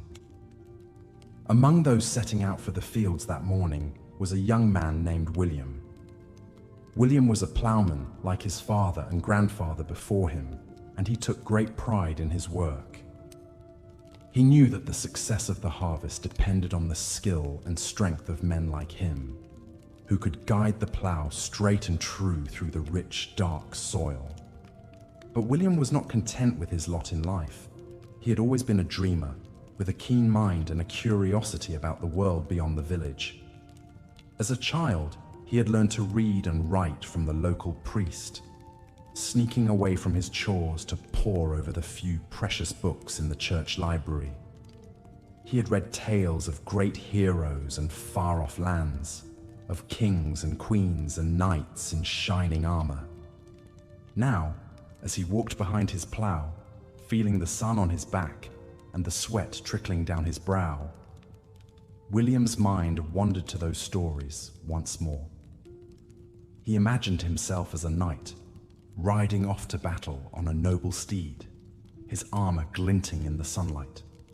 Or perhaps a scholar, like the wise men he had read about, who spent their days studying the mysteries of the universe in grand libraries and universities. But William knew that such dreams were foolish for a man of his station. He was a ploughman, bound to the land and to the will of his lord. His days would be spent in toil and his nights in exhaustion, with little hope of escape or advancement. And yet, something within him refused to accept this fate. He felt a stirring in his soul, a yearning for something more than the narrow confines of his village and his duties. As he guided the plough through the field, William's mind turned to the tales he had heard of a great poet, a man named Piers Plowman. Piers was a ploughman himself, but he had somehow found the words to capture the joys and sorrows of the peasant life in verse.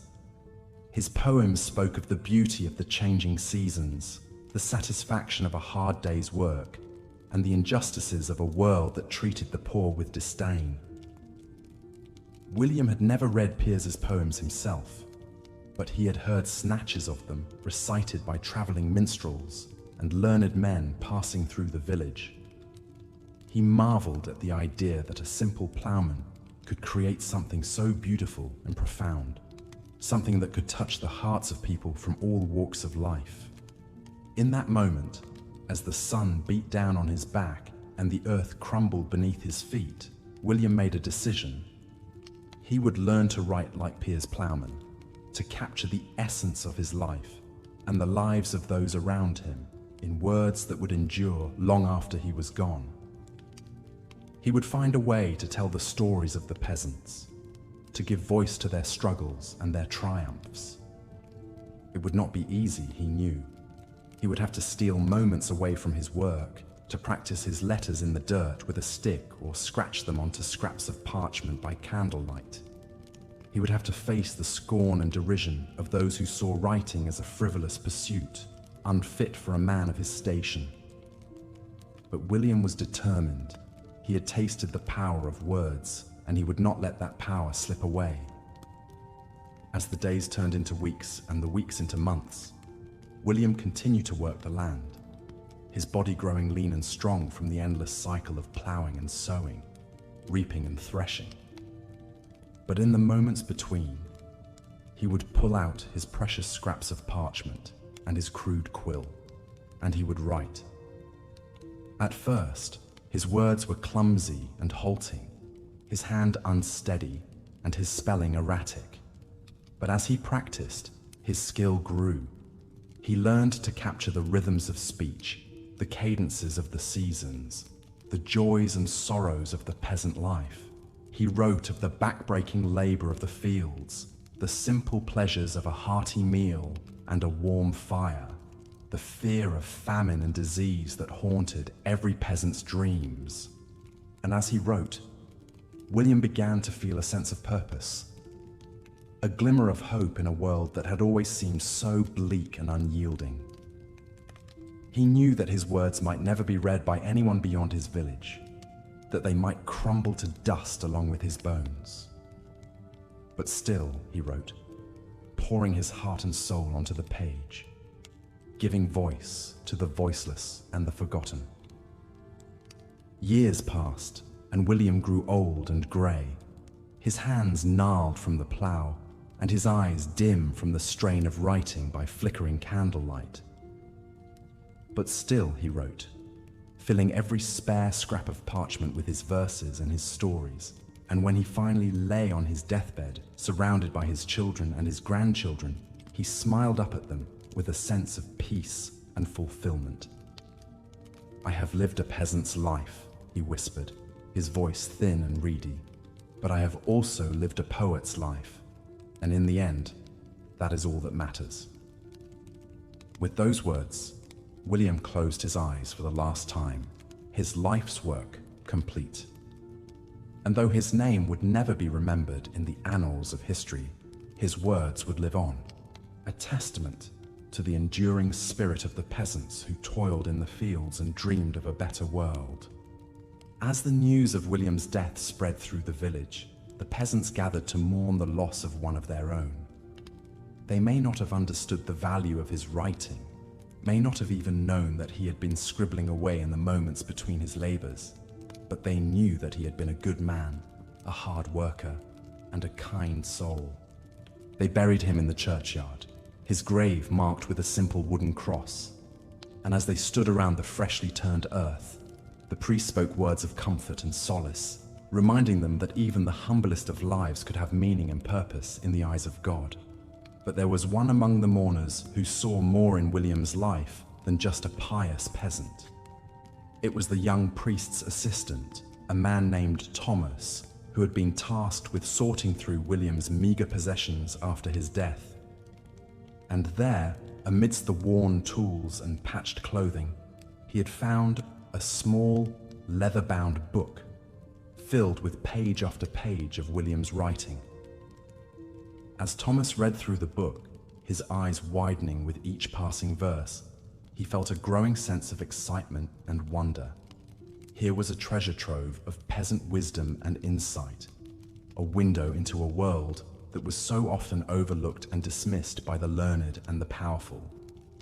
Here was proof that even the lowliest among them could have something valuable to say, something that could change the way people thought and felt about the world around them. Thomas knew that he could not let William's work be forgotten. He resolved to take the book to the monastery where he had been trained, to show it to the scholars and the scribes who spent their days preserving the wisdom of the ancients. He would tell them of William the ploughman, the peasant poet who had captured the essence of his life and his times in simple, heartfelt verses. And so, with the book tucked safely in his satchel, Thomas set off on the long journey to the monastery, his heart full of hope and purpose. He knew that the road ahead would be difficult, that he would face many challenges and obstacles along the way. But he also knew that he was carrying something precious, something that had the power to change lives and inspire generations to come.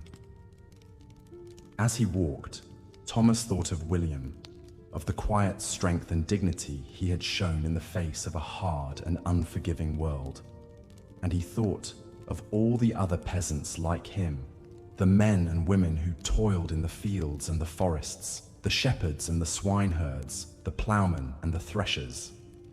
They may have been invisible to the eyes of the powerful, but they were the backbone of the world, the ones who kept the wheels of society turning with their sweat and their blood.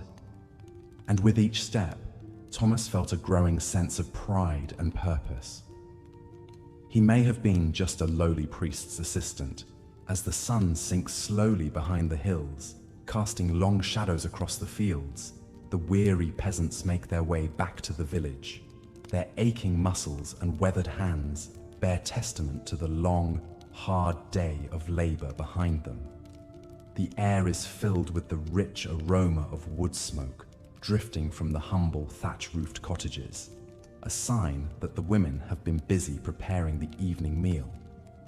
In one small hut, a man named John Pottock stirs a bubbling pot of pottage over the crackling fire.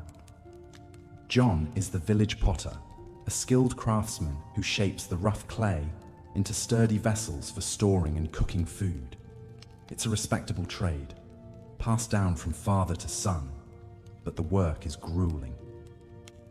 The heat from the kiln leaves his face permanently reddened and his hands rough and calloused. As John ladles the steaming pottage into crude bowls, his wife Agnes sets out a loaf of dense, dark bread. It's a meager meal, but a welcome one after a day spent bent over the potter's wheel. Their children, 2 small boys and a girl, eagerly gather around the rough-hewn table, grateful for the simple fare. Across the village, a hunched figure shuffles towards his hovel, leaning heavily on a gnarled walking stick. This is old Thomas, the oldest inhabitant of the village. His once strong body is now bent and twisted with age and a lifetime of hard labor.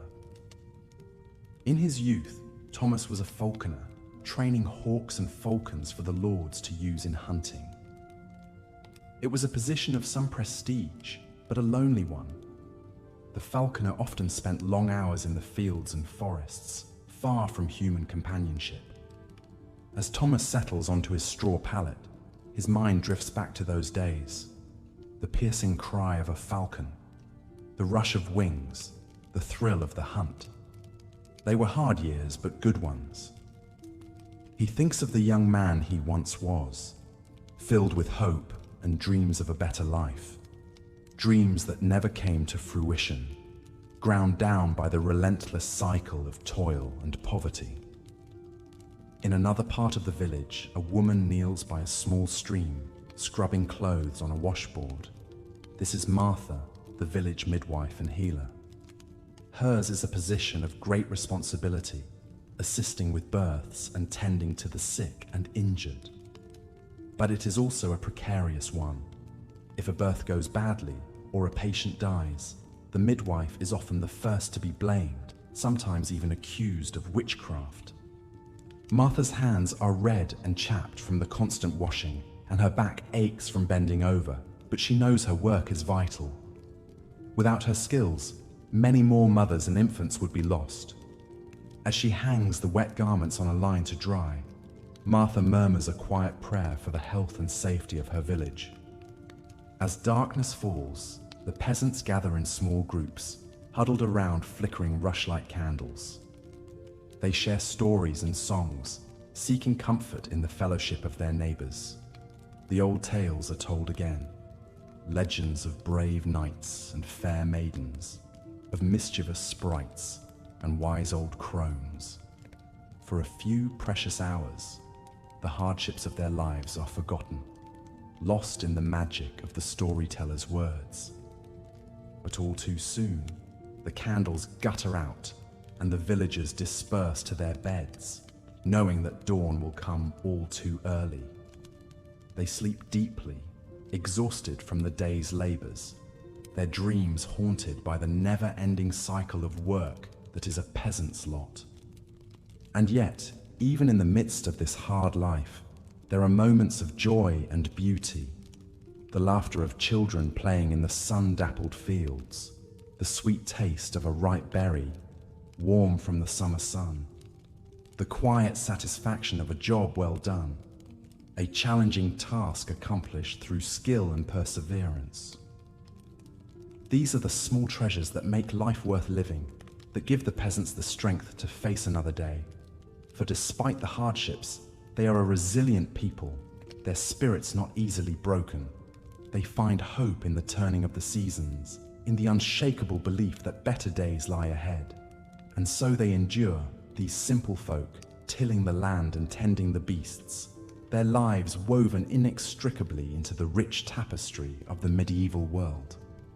As the night deepens and the village settles into slumber, we are reminded of the countless generations of peasants who came before, the men and women whose toil and struggle laid the foundations for the world we know today.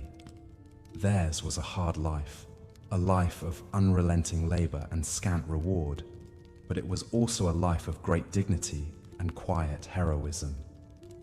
In the grand sweep of history, their names may be forgotten, their stories lost to time, but their legacy endures, etched into the very soil they tilled, the stones they laid, the crafts they practiced.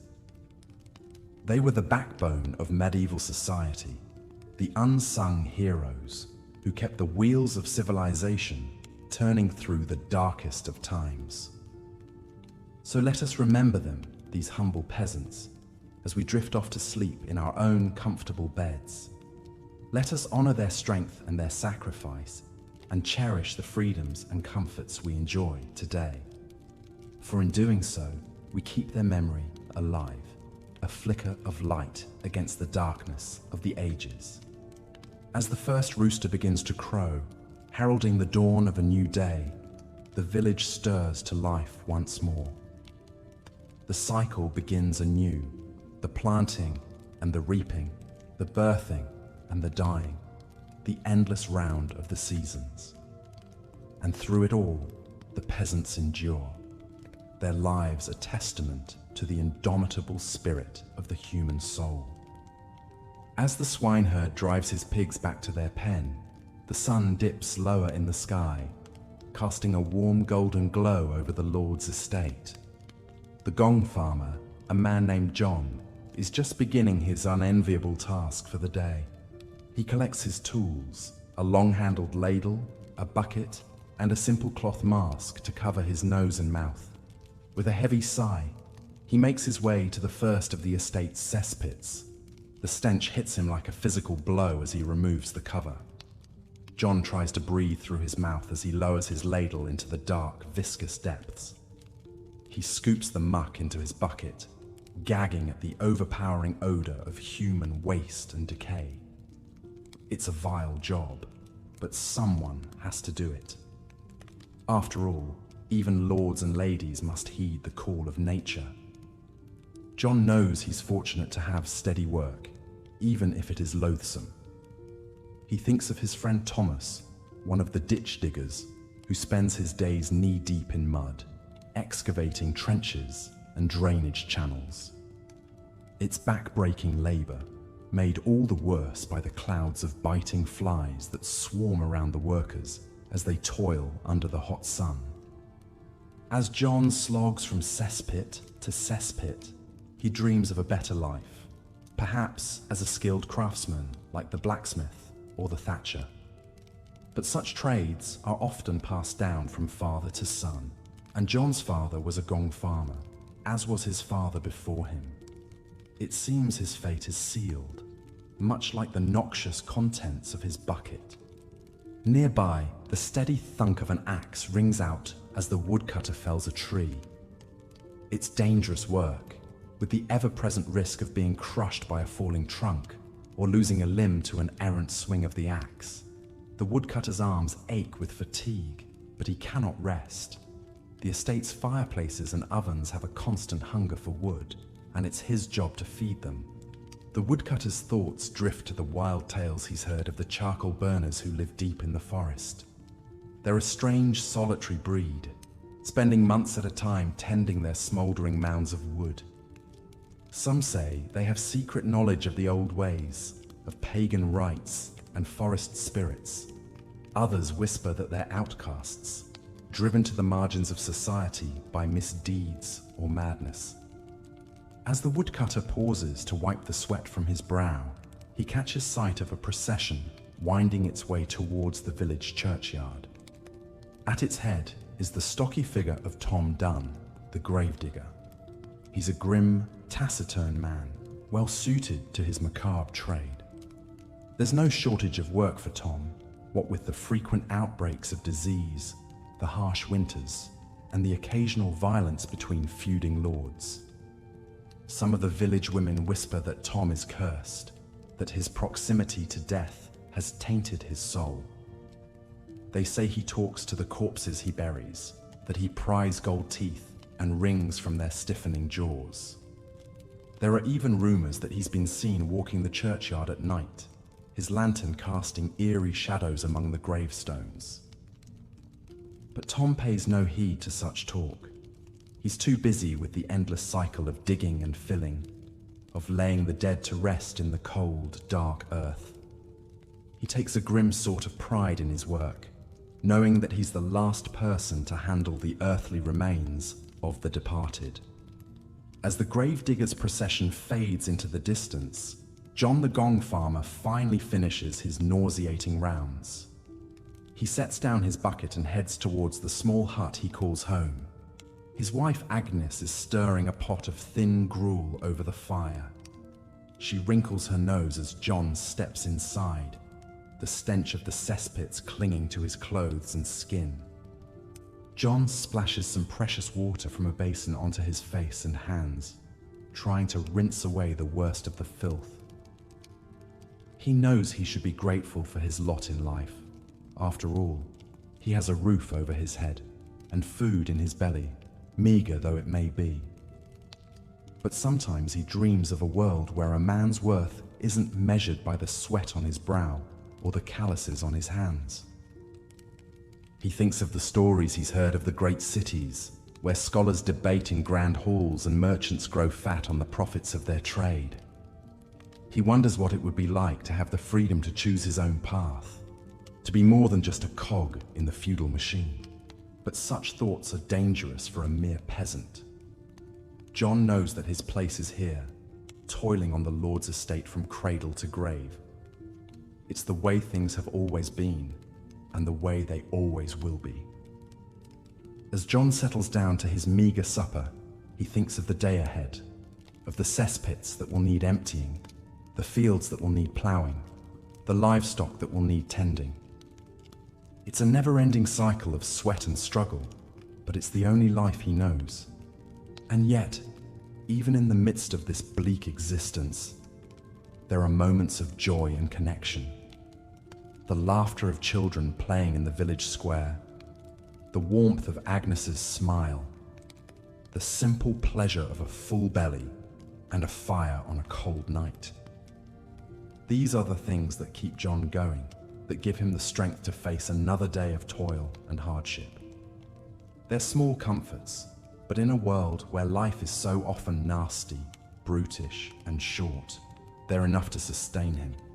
As the last light fades from the sky and the stars begin to glimmer overhead, John closes his eyes and lets the weariness overtake him. Tomorrow will bring more of the same, more filth, more sweat, more aching muscles and blistered hands. But for now, he can rest and dream of a world beyond the confines of his humble existence. The village settles into its nightly rhythm, the low murmur of families gathered around hearths, the occasional bleat of a goat or whinny of a horse, the distant hoot of an owl in the woods. The peasants slumber, their bodies and minds spent from the day's labors. But even in sleep, they're not entirely free. Their dreams are haunted by the specter of hunger, of sickness, of the capricious whims of their feudal lords. They twitch and mutter, their faces gripped tight with fear or pain or despair. And yet, amidst the darkness, there are flickers of hope. The dream of a better life, of a world where a person's destiny isn't dictated by the circumstances of their birth. It's a fragile flame, constantly threatened by the harsh winds of reality, but it endures nonetheless. For the peasants know deep in their weary bones that change is coming. They can feel it in the restlessness that stirs in their hearts, in the whispered conversations of rebellion and revolt that drift through the village like smoke. One day their voices will rise in a mighty chorus, demanding justice and freedom. One day the shackles of the old order will be cast aside, and a new world will be born. But for now, they sleep. They rest their battered bodies and brace themselves for the struggles of the day to come. And they keep the flicker of hope alive in their dreams, knowing that even the darkest night must eventually give way to dawn. As the first rooster crows and the peasants stir from their restless slumber, the cycle begins anew. They rise with aching backs and calloused hands, ready to face another day of endless toil. Some tend to the animals, others head to the fields, their stoic faces hiding the weariness within. John the Gong farmer picks up his dreaded bucket, steeling himself for the stench that awaits. Thomas the ditch digger grabs his shovel, his mind already calculating the hours until he can rest. Agnes stokes the fire and begins preparing the day's meager meals, her thoughts on her children's empty bellies. In the distance, the Lord's manor looms, a symbol of wealth and power so far removed from the peasants' daily struggle for survival. They know their place in this feudal hierarchy, forever beholden to the whims and dictates of their supposed betters. But the seeds of change have been planted, and they're beginning to take root in the most unexpected places. a grizzled veteran of the 100 Years' War returning to his village with stories of a wider world, a traveling monk preaching radical notions of equality under God, a restless young peasant daring to dream of a life beyond the confines of his station. These ideas spread like wildfire, passing from one peasant to another in furtive whispers and knowing glances. They speak of a world turned upside down, of lords and ladies brought low and common folk raised high. They speak of ancient rights and freedoms, long suppressed but never forgotten. And so, even as they go about their backbreaking labors, the peasants nurture this spark of rebellion in their hearts.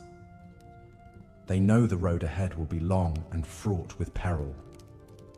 They know that many will suffer and die in the struggle to come. But they also know that they can no longer abide the yoke of servitude, the grinding poverty and endless indignities of their lot. They've tasted the promise of a better life, and they're willing to fight for it, come what may. So they toil on, their bodies bent, but their spirits unbroken. They endure the hardships of the present, sustained by the dream of a brighter future. And they wait for the moment when the scales will finally tip, when the fury of the oppressed will boil over and sweep away the old order like chaff in the wind. This is the untold story of the medieval peasantry. Not just a litany of their labors and hardships, but a testament to their resilience, their tenacity, their unquenchable thirst for justice. It's a story that echoes across the centuries, reminding us of the indomitable spirit that lies at the heart of every struggle for freedom and dignity. And so, as we gaze back through the mists of time, let us remember these humble folk, the gong farmers and ditch diggers, the woodcutters and swineherds.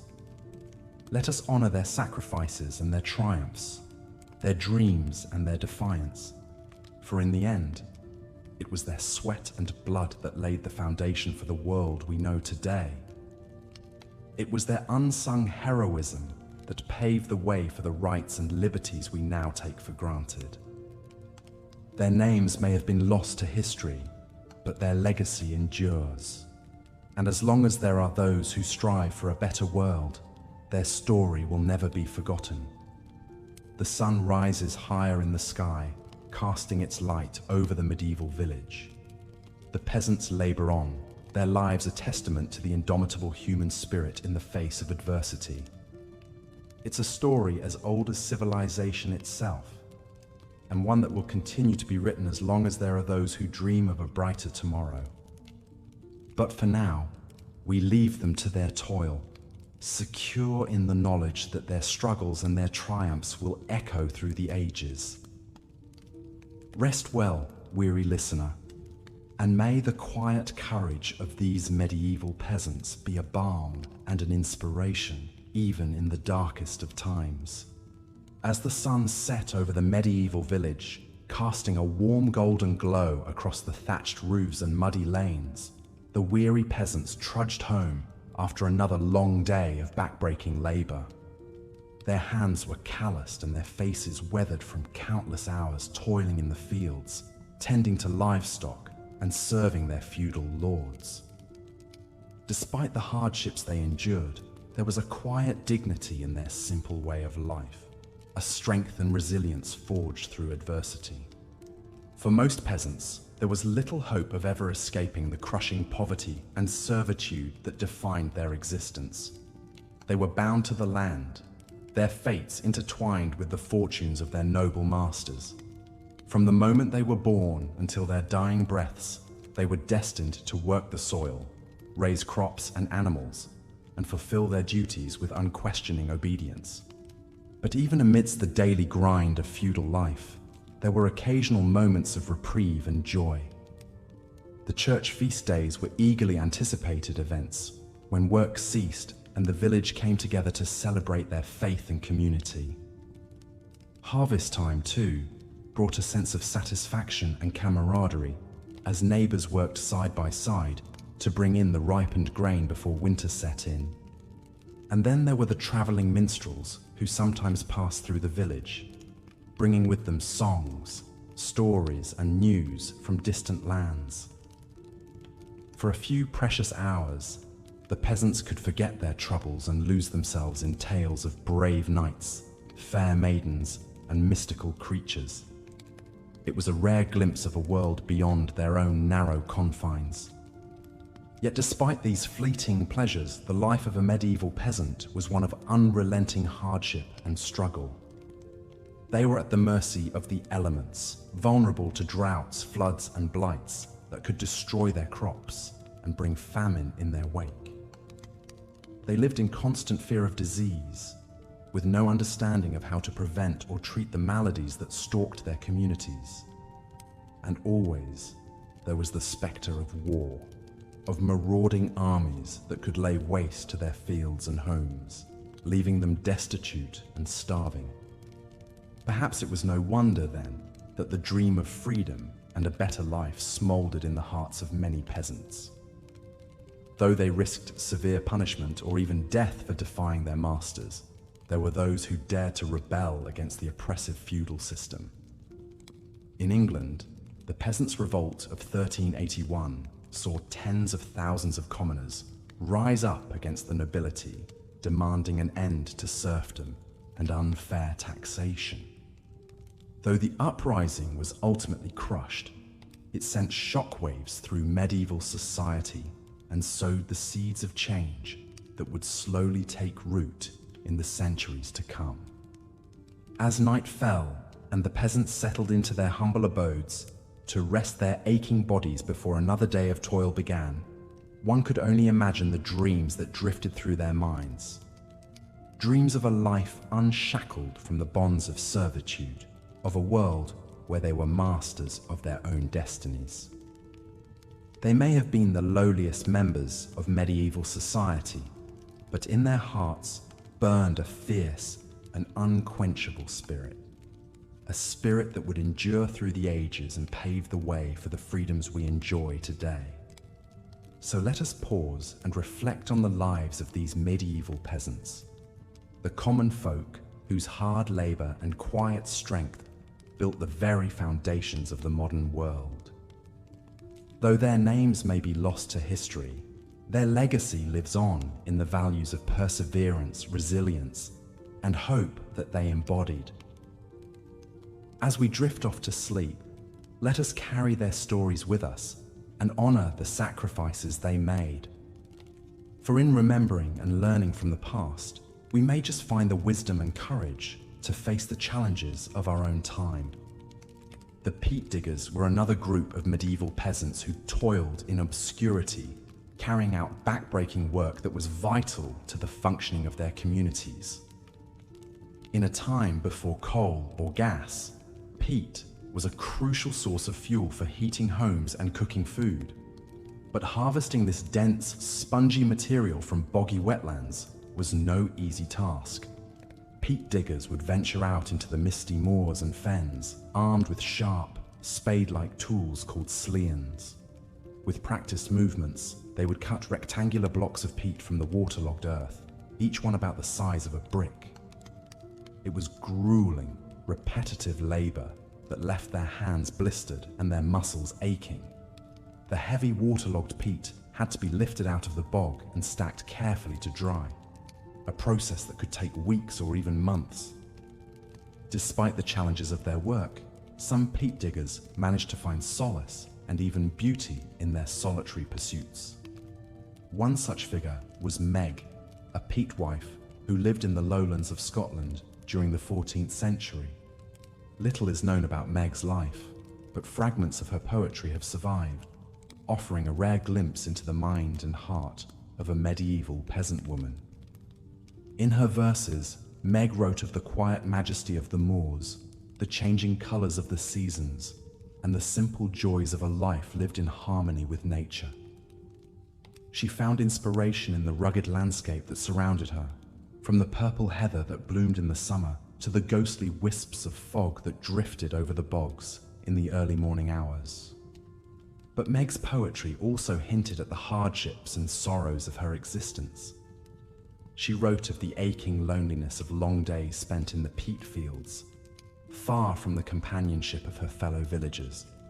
She mourned the loss of loved ones taken too soon by disease or accident, and grappled with the bitter injustice of a world that seemed to value the wealthy and powerful over the humble and hard-working. Despite the challenges she faced, Meg's words reveal a woman of deep sensitivity and resilience, one who found beauty and meaning in even the most difficult of circumstances. Her poetry stands as a testament to the enduring human spirit, and a reminder that even in the darkest of times, there is always room for hope and creativity to flourish.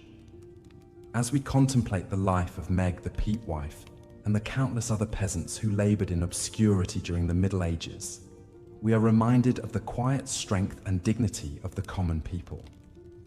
Though they may have been overlooked or dismissed by their social superiors, they played an essential role in shaping the course of history, laying the foundations for the world we know today. So let us remember and honor the peat diggers, the lime burners, the shepherds, and the ploughmen, all the humble laborers who toiled in the fields and villages of medieval Europe. Their stories may be largely lost to time, but their legacy lives on in the values of hard work, perseverance, and hope that they embodied. As we drift off to sleep, let us carry their memory with us and be inspired by their example to face the challenges of our own lives with courage and grace. The lives of medieval peasants were not solely defined by their work, of course. Despite the grinding poverty and social constraints they faced, these men and women still found ways to carve out moments of joy, community, and self-expression in their daily existence. One of the most eagerly anticipated respites from the daily grind were the church feast days that punctuated the medieval calendar. On these holy days, work was forbidden, and the entire village would come together to celebrate their faith and enjoy a much-needed break from their labors. The air would be filled with the sounds of ringing church bells, cheerful music, and laughter as families and neighbors gathered to feast, dance, and socialize. For many peasants, these festive occasions were a rare opportunity to indulge in a bit of revelry and excess. Tables would groan under the weight of hearty dishes like roasted meats, savory pies, and fresh-baked bread, washed down with copious amounts of ale or mead. Children would play boisterous games while their elders gossiped, traded stories, and perhaps even engaged in a bit of good-natured rivalry with folks from neighboring villages. But church feast days weren't just about food and fun. They also served an important social and spiritual function, reinforcing the bonds of community and shared belief that helped peasants weather the hardships of their lives. In a world where most people rarely traveled beyond their own village, these gatherings were a chance to connect with the wider world, to feel part of something greater than themselves. Similarly, the harvest season was a time of great significance for medieval peasants, marking the culmination of months of hard work and anxiety. As the crops ripened in the fields, the entire community would mobilize to bring in the precious bounty before the weather turned. Men, women, and children would work side by side from dawn to dusk, cutting grain with sickles, bundling it into sheaves, and hauling it to the threshing floor. It was exhausting, all-consuming labor, but it was also imbued with a sense of purpose and camaraderie. The success of the harvest could mean the difference between a comfortable winter and a season of hunger and hardship, so everyone pitched in to ensure that not a single stalk was wasted. And when the last sheaf was brought in, the village would erupt in celebration, with feasting, dancing, and songs of thanksgiving. For a few brief, shining moments, the divisions of class and status would fade away, and everyone from the lowliest serf to the local lord would come together in a spirit of shared achievement and relief. It was a reminder that, despite the many challenges and injustices of medieval life, there was still much to be grateful for. Of course, not all of the joys of peasant life were communal in nature. Even in the midst of their daily labors, individuals found ways to express their creativity and find moments of solitary pleasure. Many peasants were skilled craftsmen, creating beautiful objects like pottery, textiles, and ironwork in their spare time.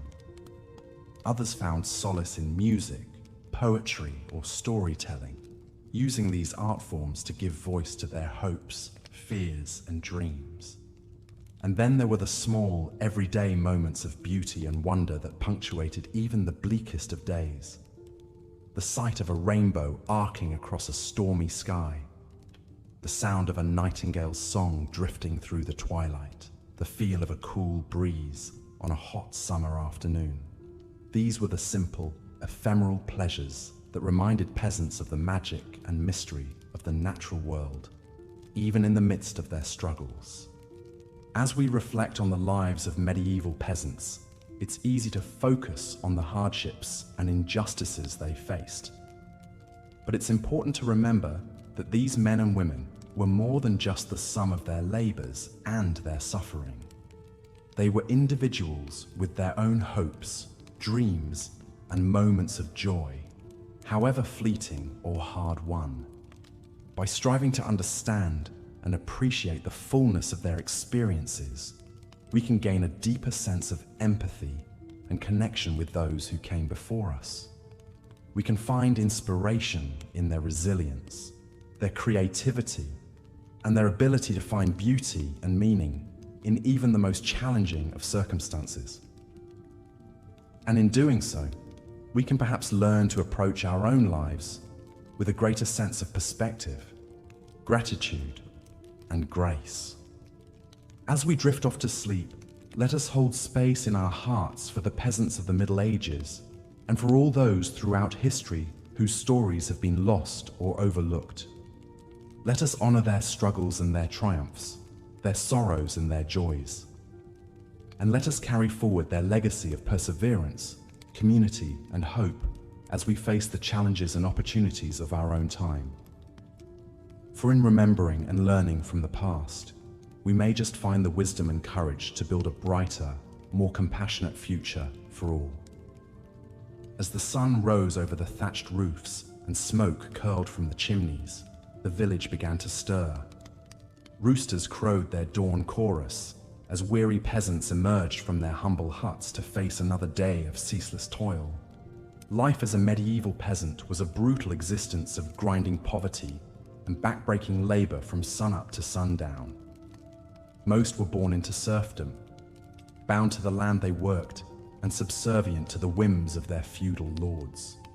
They eked out a meager subsistence, toiling in the fields and forests, tending to livestock, and performing the menial tasks that kept the manor running. The feudal system that dominated medieval Europe was a rigid hierarchy with the king and nobility at the top and the lowly peasantry at the bottom. Though some freemen and yeoman farmers enjoyed a measure of independence, the vast majority were serfs who owed labor services and a share of their harvest to their lord in exchange for a small plot of land.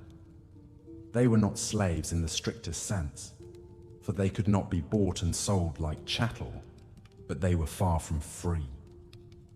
A typical peasant family dwelled in a tiny 1 or 2 room hut, its walls woven from branches and its roof thatched with straw.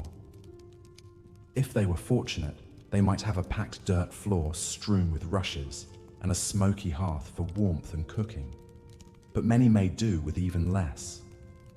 Their furnishings were simple and sparse, perhaps a straw pallet for a bed, a wooden chest or two, a rickety table and stools, a few clay pots, wooden bowls and spoons, and a precious knife or two rounded out their meager possessions.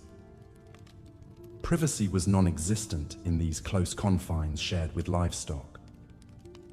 Diet was likewise sparse and monotonous, consisting mostly of coarse bread, pottage, a thin vegetable soup, and the occasional bit of salt pork or fish for the slightly better off. The poorest subsisted on little more than gruel and whatever vegetables they could grow. Hunger was a constant spectre, especially during lean winters or times of famine. A peasant's day began before dawn, rising from a fitful sleep to tend to the animals. Cows needed to be milked, chickens fed, pigs slopped. Shepherds drove their flocks out to pasture, watching warily for wolves. Goat herds scaled craggy hills and cliffsides with their nimble chargers in search of forage. Come daylight, most peasants headed to the fields that stretched beyond the village confines. Here, endless hours were spent in grinding, repetitive labor, planting and harvesting the wheat, rye, barley, oats, peas and beans that sustained the populace. It was a hard-scrabble existence at the mercy of the elements, pests, and the success of the harvest. Hunched over in the morning chill, the ploughman guided his lumbering oxen team as they strained against the heavy wooden plough. Foot by foot, furrow by furrow, he tilled the soil in the time-honored way, unchanged for centuries. It was exhausting work that left him bone-weary and aching at day's end. Following in his wake came the sowers, scattering precious seed carefully saved from the previous harvest. With a deft flick of the wrist, they cast the grain upon the fertile earth, knowing that their family's survival depended on their skill and judgment. Would birds steal the seed? Would too much rain drown the tender shoots? Only time would tell. When the wheat ripened to a tawny gold beneath the summer sun, the reapers assembled, armed with their curved sickles. Bent double, they methodically scythed the stalks, gathering them into sheaves to be collected and threshed. It was a race against time and weather to complete the harvest before autumn storms could ruin the crop. Men, women, and children all had vital roles to play, and none were idle. When not required in the fields, peasant women cared for the young, the elderly, and the sick, kept the fire going, fetched water, baked bread, brewed weak ale, and if time allowed, spun wool and wove coarse cloth to make clothing. Even children as young as 5 contributed to the household by gathering eggs, picking vegetables, herding geese, or scaring birds from the crops. While the vast majority of peasants toiled in anonymity, their lives unrecorded, a few remarkable individuals defied the odds to leave their mark on history. One such person was William Langland, born around 1330 in the English Midlands to a poor but pious farming family. Though details of his early life are scarce, as a bright lad of humble birth, Langland's options were limited. Like countless others, he seemed destined for a life of menial drudgery. But fate and the local clergy intervened. Impressed by his quick mind and devotion, the parish priest took an interest in the youth, teaching him to read and write. In an era when literacy was a rarity among the lower classes, this gift of education would change the course of Langland's life. With his new skills, Langland was able to join the ranks of the minor clergy, likely starting as a lowly parish clerk before working his way up to become a chantry priest. It was a respectable position that offered a measure of status and security, if not great wealth. But for all his learning, Langland never forgot his roots. He remained deeply troubled by the plight of the common folk and the injustices he witnessed daily. Serfdom, poverty, disease, corruption in the church, and the capricious cruelty of the nobility. These weighed heavy on his soul. Langland channeled his compassion and outrage into his life's great work, a sprawling, allegorical poem called Piers Plowman, or Peter the Plowman. Rich in satire and social commentary, it chronicles the dream-world adventures of a humble plowman named Piers in his quest for truth and understanding. Through his namesake, Langland gave voice to the voiceless peasantry, laying bare their hardships and humanity. With biting wit, he skewered the hypocrisy of the clergy and the avarice of the aristocracy, calling for a return to Christian charity and the dignity of honest labor. Though written in the Middle English vernacular, rather than the Latin of the learned class, Piers Plowman struck a chord, circulating widely and inspiring calls for reform. Langland's empathy and insight elevated the struggles of the common man to the level of literature and influenced writers for generations to come. In a life that could have been unremarkable, William Langland made the choice to be a witness and a voice for his fellow peasants. His words gave them a measure of immortality they never could have imagined as they trudged home each dusk on aching feet, the soil still beneath their nails, to sleep and rise again to toil anew. For those with a passion for animals over crops, being a shepherd or goat herd offered a degree of independence and mobility, if not comfort. Entrusted with the Lord's valuable livestock, they spent their days roaming the hillsides and pastures, vigilantly guarding their woolly charges from predators and thieves. It was a lonely, rugged existence exposed to the elements. Shepherds thought nothing of bedding down with their faithful dogs beneath the stars, wrapped only in a rough woolen cloak for warmth. They were a resourceful breed, as adept at wielding a sling to fend off wolves as they were at playing a cheerful tune on a pipe during the long, slow hours of grazing.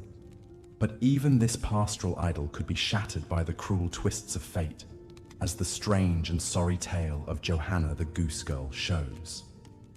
Johanna was a simple maid, content in her humble lot tending the geese for the wealthy Franklin family on the outskirts of the village. With her gaggle of noisy, beady-eyed birds, she would wander the commons and fens, a slip of a girl, dwarfed by her squawking, flapping charges. The villagers would smile to see her go by, trailed by a great white and grey cloud of honking geese oblivious to all but the next choice morsel. Johanna had a way with the fowl, a knack for keeping them in line with softly spoken words and the occasional stern wave of her crook. She took pride in delivering them plump and pristine for the Franklin's table on high feast days and holidays. But beneath her sunny demeanor, Johanna harbored a secret passion. Whenever she could steal a moment away from her geese, she would hasten to the hedgerows and forest edges to gather herbs, feverfew, tansy, pennyroyal, wolfsbane. With patient experimentation, she taught herself the arts of healing and remedy, tending to sick villagers and birthing mothers with her potions and poultices. Word of her gift spread, and soon people from all over the district were seeking out the goose girl for her cures and midwifery skills. To the desperate and ailing, Johanna was an angel of mercy, but to others, especially those in power, an unlearned peasant girl meddling in such matters could only be one thing: a witch. Accused by envious rivals and fearful clerics, Johanna was arrested and hauled before the court. In vain, she protested her innocence, claiming she was but a simple goose girl who had only ever sought to help those in need. But the forces arrayed against her were implacable. Witnesses came forth to swear they had seen her cavorting with imps and devils in the moonlight, gathering strange herbs for her foul brews. Under threat of torture, poor Johanna broke down and confessed to all manner of outlandish crimes and congress with Satan. Her terrible fate was sealed. The sentence, burning at the stake, was handed down swiftly and without mercy. The pious villagers who had once sought her aid now jeered and cursed as she was led to the pyre, bewailing her betrayal and wicked ways. As the flames licked around her, Johanna's desperate screams pierced the air, mingling with the crackle of the fire and the honking of the geese set free to wander masterless. A pungent whiff of herb smoke tinged the inferno, lending a bitter irony to her demise. Thus perished Johanna the goose girl, a victim of the ignorance and superstition of her age. Her crime, naught but compassion cloaked in the peasant arts of herb and healer. In a time when women, especially those of low birth, were so easily demonized, her fate was all too common. Not all jobs on the Lord's estate allowed for the small freedoms and open air enjoyed by the goose girls and shepherds. For those at the very bottom of the social order, only the most menial, unpleasant tasks would do. Chief among these was the reviled role of the gong farmer, a lowly serf charged with the unenviable task of cleaning out latrines, privies, and cesspits. Day after day, these wretched souls would wade knee-deep through the fetid muck, shoveling the waste into buckets to haul away and dispose of. The stench was unbearable, a noxious miasma of human excrement mingled with rotten food scraps, animal dung, and other vile effluvium. Even the hardiest soul would gag and heave, eyes streaming, as they tried to breathe through a rag tied across their face. But worse than the smell was the very real danger of disease. The gong farmers waded unprotected through a toxic soup, teeming with parasites and pathogens, at a time when concepts of hygiene and sanitation were utterly alien. It's little wonder so many fell victim to dysentery, cholera, and other horrific ailments. Their life expectancy was dismally short. It's telling that this critical but loathsome job was reserved for the lowest of the low in the feudal hierarchy. These were the expendables, the untouchables, their lives considered of little worth beyond the filthy function they provided. They were shunned by their fellow peasants and exist mostly as passing references in the chronicles of the time, faceless and forgotten. Slightly higher on the estate drudgery scale were the ditch diggers, tasked with the back-breaking work of draining land for farming, digging irrigation channels, and excavating defensive trenches for the Lord's fortifications. From dawn till dusk, they would hack at the stubborn sod, hurling shovelfuls of dirt until their hands blistered and their shoulders screamed. It was a Sisyphean effort, for as soon as one section was cleared, silted up or collapsed, they would have to start anew. The ditches were their domain, the standing water and sucking mud their constant companions. Mosquitoes, leeches, and venomous water snakes were an ever-present hazard, to say nothing of the risk of cave-ins and drowning. Many were the mothers' laments for sons who marched off to dig and never returned, their lungs choked with muck or their bodies broken beneath a ton of crumbling earth. It was a hard way to rest a living, an endless, brutal battle against nature fueled only by thin gruel and the overseer's lash. And then there were the woodcutters, those hardy souls who journeyed out each morn to the Lord's forests to hew and haul the great timbers that fed the ever-hungry fires of the manor and village. Theirs was a world of sap and sawdust, of flashing axes and ringing wedges, of straining sinews and crushing weights. To fell a full-grown oak or elm was no mean feat in an age before motorized saws and metal wedges.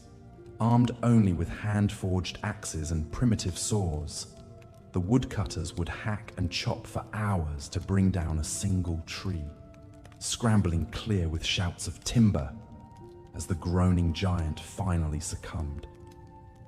But that was only the beginning, for then came the Herculean task of delimbing, bucking, and splitting the behemoth into transportable pieces. Green wood is heavy and stubborn, fighting the blade at every turn. A man could exhaust himself wrestling a single log onto a mule cart, only to have to repeat the process a dozen times more. Accidents were common and horrific: crushed limbs, severed fingers, fatal blows from kickback and widowmakers. A falling tree is an awesome and unforgiving force, and the woodcutter who misjudged its lean or failed to plan his escape would pay the ultimate price. Many a village woman became a widow thanks to an errant bough or twitch of an axe. Yet for all its perils, the job of a woodcutter held a certain appeal and status among the peasantry. there was a rugged independence to it, a sense of skill and mastery far removed from the dull routines of the field and barnyard. In the eyes of some, the woodcutter embodied the wild, untamable spirit of the forest itself. So it was for Wat Tyler, a simple man who earned his daily bread hewing wood and laying thatch for the manor roofs. Born a serf with no prospects beyond a lifetime of servitude, he nevertheless dreamed of a better lot, of a world where a man might be master of his own fate. As he toiled amidst the timber and straw, Wat would compose stirring speeches in his head, railing against the injustices of the feudal order. He spoke of the right of every man to be free, to own land and keep the fruits of his labor, of an end to the arbitrary abuses and heavy taxes of the gentry, of the common folk rising up as one to throw off their shackles and claim their God-given dignity. At first, his words fell on deaf ears, for his fellow peasants were too cowed and beaten down to believe change was possible. The yoke of serfdom had been their bitter birthright for generations. Who were they to question their masters, or the natural order of things? But Wat would not be deterred. With the zeal of a prophet, he continued to preach his gospel of liberation, gathering a small but passionate band of followers. They met in secret, in forest glades and thatch huts, plotting and planning for the day when they would make their stand. That day came in the summer of 1381, when simmering discontent over a hated poll tax finally boiled over into open rebellion. Across England, peasants rose up in arms, torching manor houses and attacking tax collectors. It was the moment Wat had been waiting for. Emerging from the forests of Kent at the head of a motley army of serfs and labourers, Wat marched on London, his ranks swelling with each passing mile. The ragtag rebels struck fear into the heart of the establishment, their demands for an end to serfdom and feudal privilege a direct challenge to the entrenched power of the crown and church. For a brief, heady moment, it seemed that Wat and his followers would carry the day.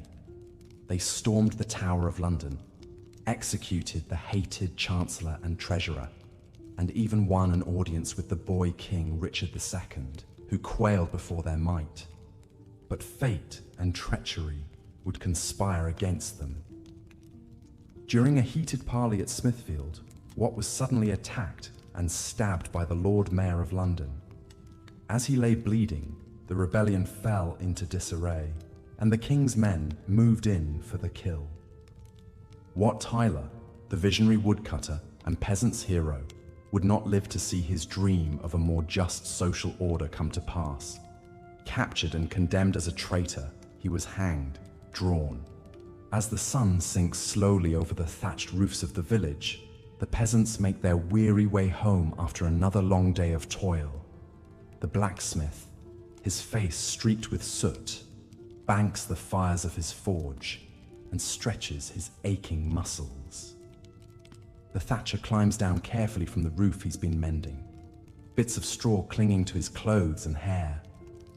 And in the shadows of the church graveyard, the hunched figure of the gravedigger plunges his shovel into the earth one last time before heading for home.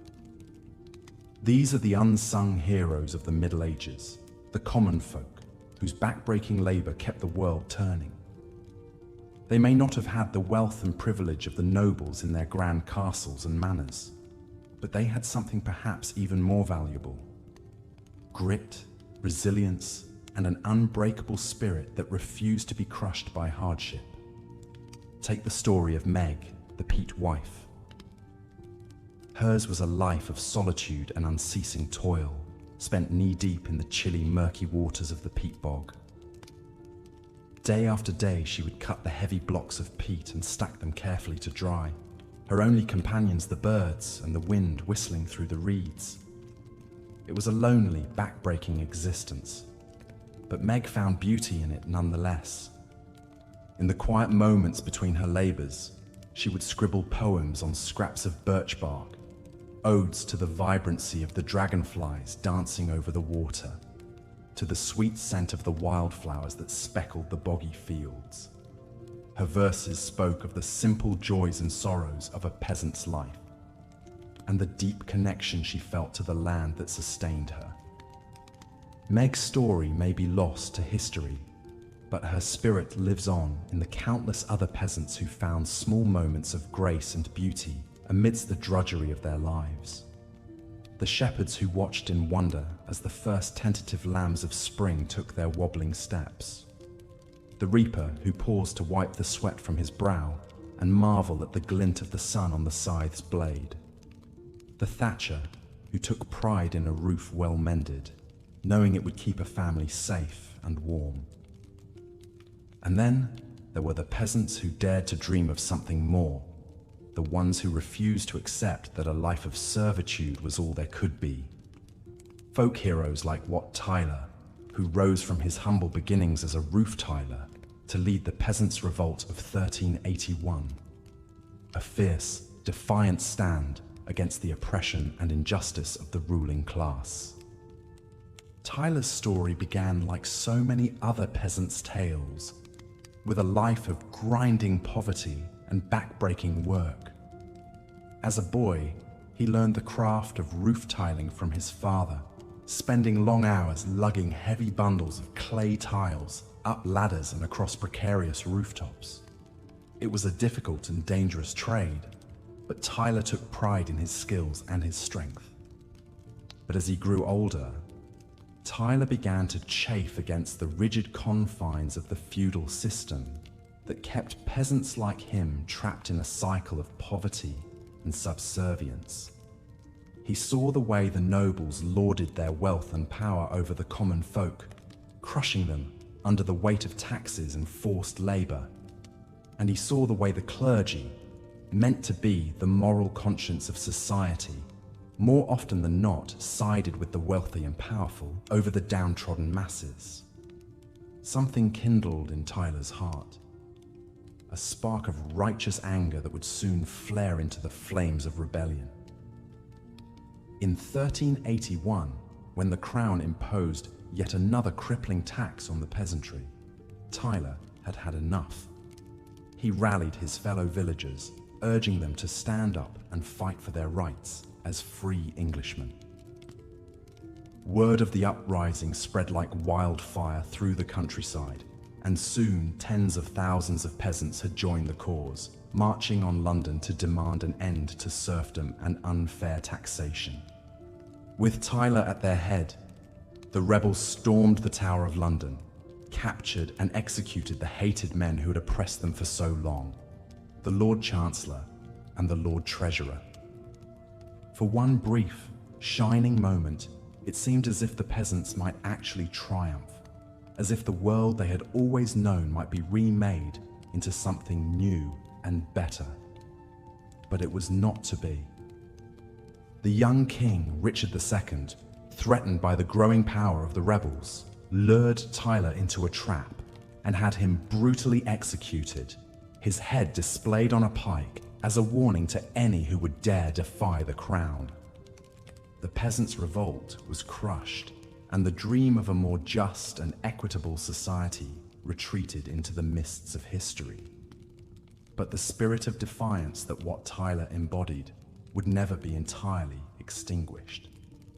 It lived on in the peasants who continued to toil and struggle, who found small moments of joy and meaning in their hard-scrabble lives, and who held fast to the hope that one day their children or their children's children might know a better world.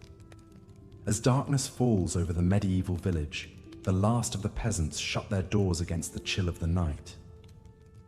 In the smoky dimness of their huts, they gather close around the meager warmth of the hearth, telling stories of the day's labors and the dreams that keep them going. A mother soothes a fretful child with a lullaby about the heroic deeds of Johanna the Goose Girl. A grizzled old swineherd recounts the bawdy exploits of his youth to a rapt audience of young men. A peat cutter's wife recites one of Meg's poems, her voice soft and lilting in the flickering firelight. These are the tales that will sustain them through the long, hard years ahead, the tales of ordinary men and women who faced extraordinary hardships with courage, resilience, and grace. They may be forgotten by the history books and the chronicles of kings and queens, but they will live on in the hearts and minds of their descendants, the peasants who will continue to till the fields, raise the animals, and build the world anew with the sweat of their brows and the strength of their backs. And as we drift off to sleep, our minds filled with the sights and sounds of that long ago world, we can take comfort in the knowledge that their legacy endures. In every farmer who coaxes life from the stubborn soil, in every laborer who takes pride in a job well done, in every soul who dares to stand up for what is right and just, there, the spirit of the medieval peasant lives on, unbroken and unvanquished, a testament to the unbreakable courage of the common man. So let us remember them, these humble heroes of history, the ploughmen and the shepherds, the gravediggers and the gong farmers, the peat wives and the goose girls. Let us honor their struggles and their triumphs, their sorrows and their joys. And let us carry their stories with us as we face the challenges of our own time, drawing strength and inspiration from the knowledge that we are all the heirs of their unbreakable spirit. As the last embers of the hearth glow softly in the darkness, we close our eyes and let the gentle rhythms of the medieval world lull us into slumber. The distant lowing of cattle, the soft rustle of wind through the thatch, the creaking of timbers and the sighing of sleeping peasants, all these meld together into a soothing lullaby, a reminder of the deep and abiding connection we share with all those who came before us. And as we drift off into dreams, we can almost see them, the peasants of ages past, toiling and striving, loving and laughing, their faces lined with the joys and sorrows of a life well lived. They are with us still, these forgotten heroes, watching over us from the mists of time, reminding us always of the enduring power of the human spirit to overcome, to endure, to dream. And so we sleep, cradled in the warmth of their memory, secure in the knowledge that no matter what trials may come, we will face them as they did, with courage, with compassion, and with an unshakable faith in the goodness that lies at the heart of every man and woman, no matter how humble their station or how hard their lot. This is the legacy of the medieval peasant, a legacy of hope, of resilience, and of the untamed beauty of the human soul. May it guide us and sustain us, now and always, as we make our own way through the winding paths of history, writing our own stories of struggle and triumph, of sorrow and joy, in the great and eternal chronicle of human life. As we've seen, the peat digger's life was one of solitude and struggle, cut off from the daily rhythms and interactions of village society. While the villagers gathered in the square to socialize or sought comfort in their faith at church, the peat digger retreated further into the wilderness of the bog, finding a strange sort of peace in the stillness broken only by the squelch of the spade and the rustle of the wind through the reeds. But even in the margins, in the fringes of the medieval world, there were glimmers of light, of beauty and humanity amidst the hardship. Meg, the peat wife, as she came to be known, was one such glimmer. Toiling alone, season after season in the marshy peat bogs, Meg developed a singular connection to the natural world around her.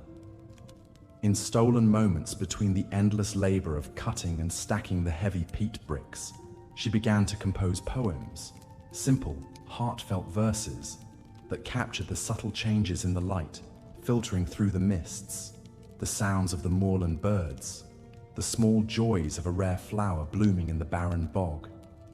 Meg's poems went largely unheard in her lifetime, passed down only in whispered snatches to the few souls she encountered on the peat marsh.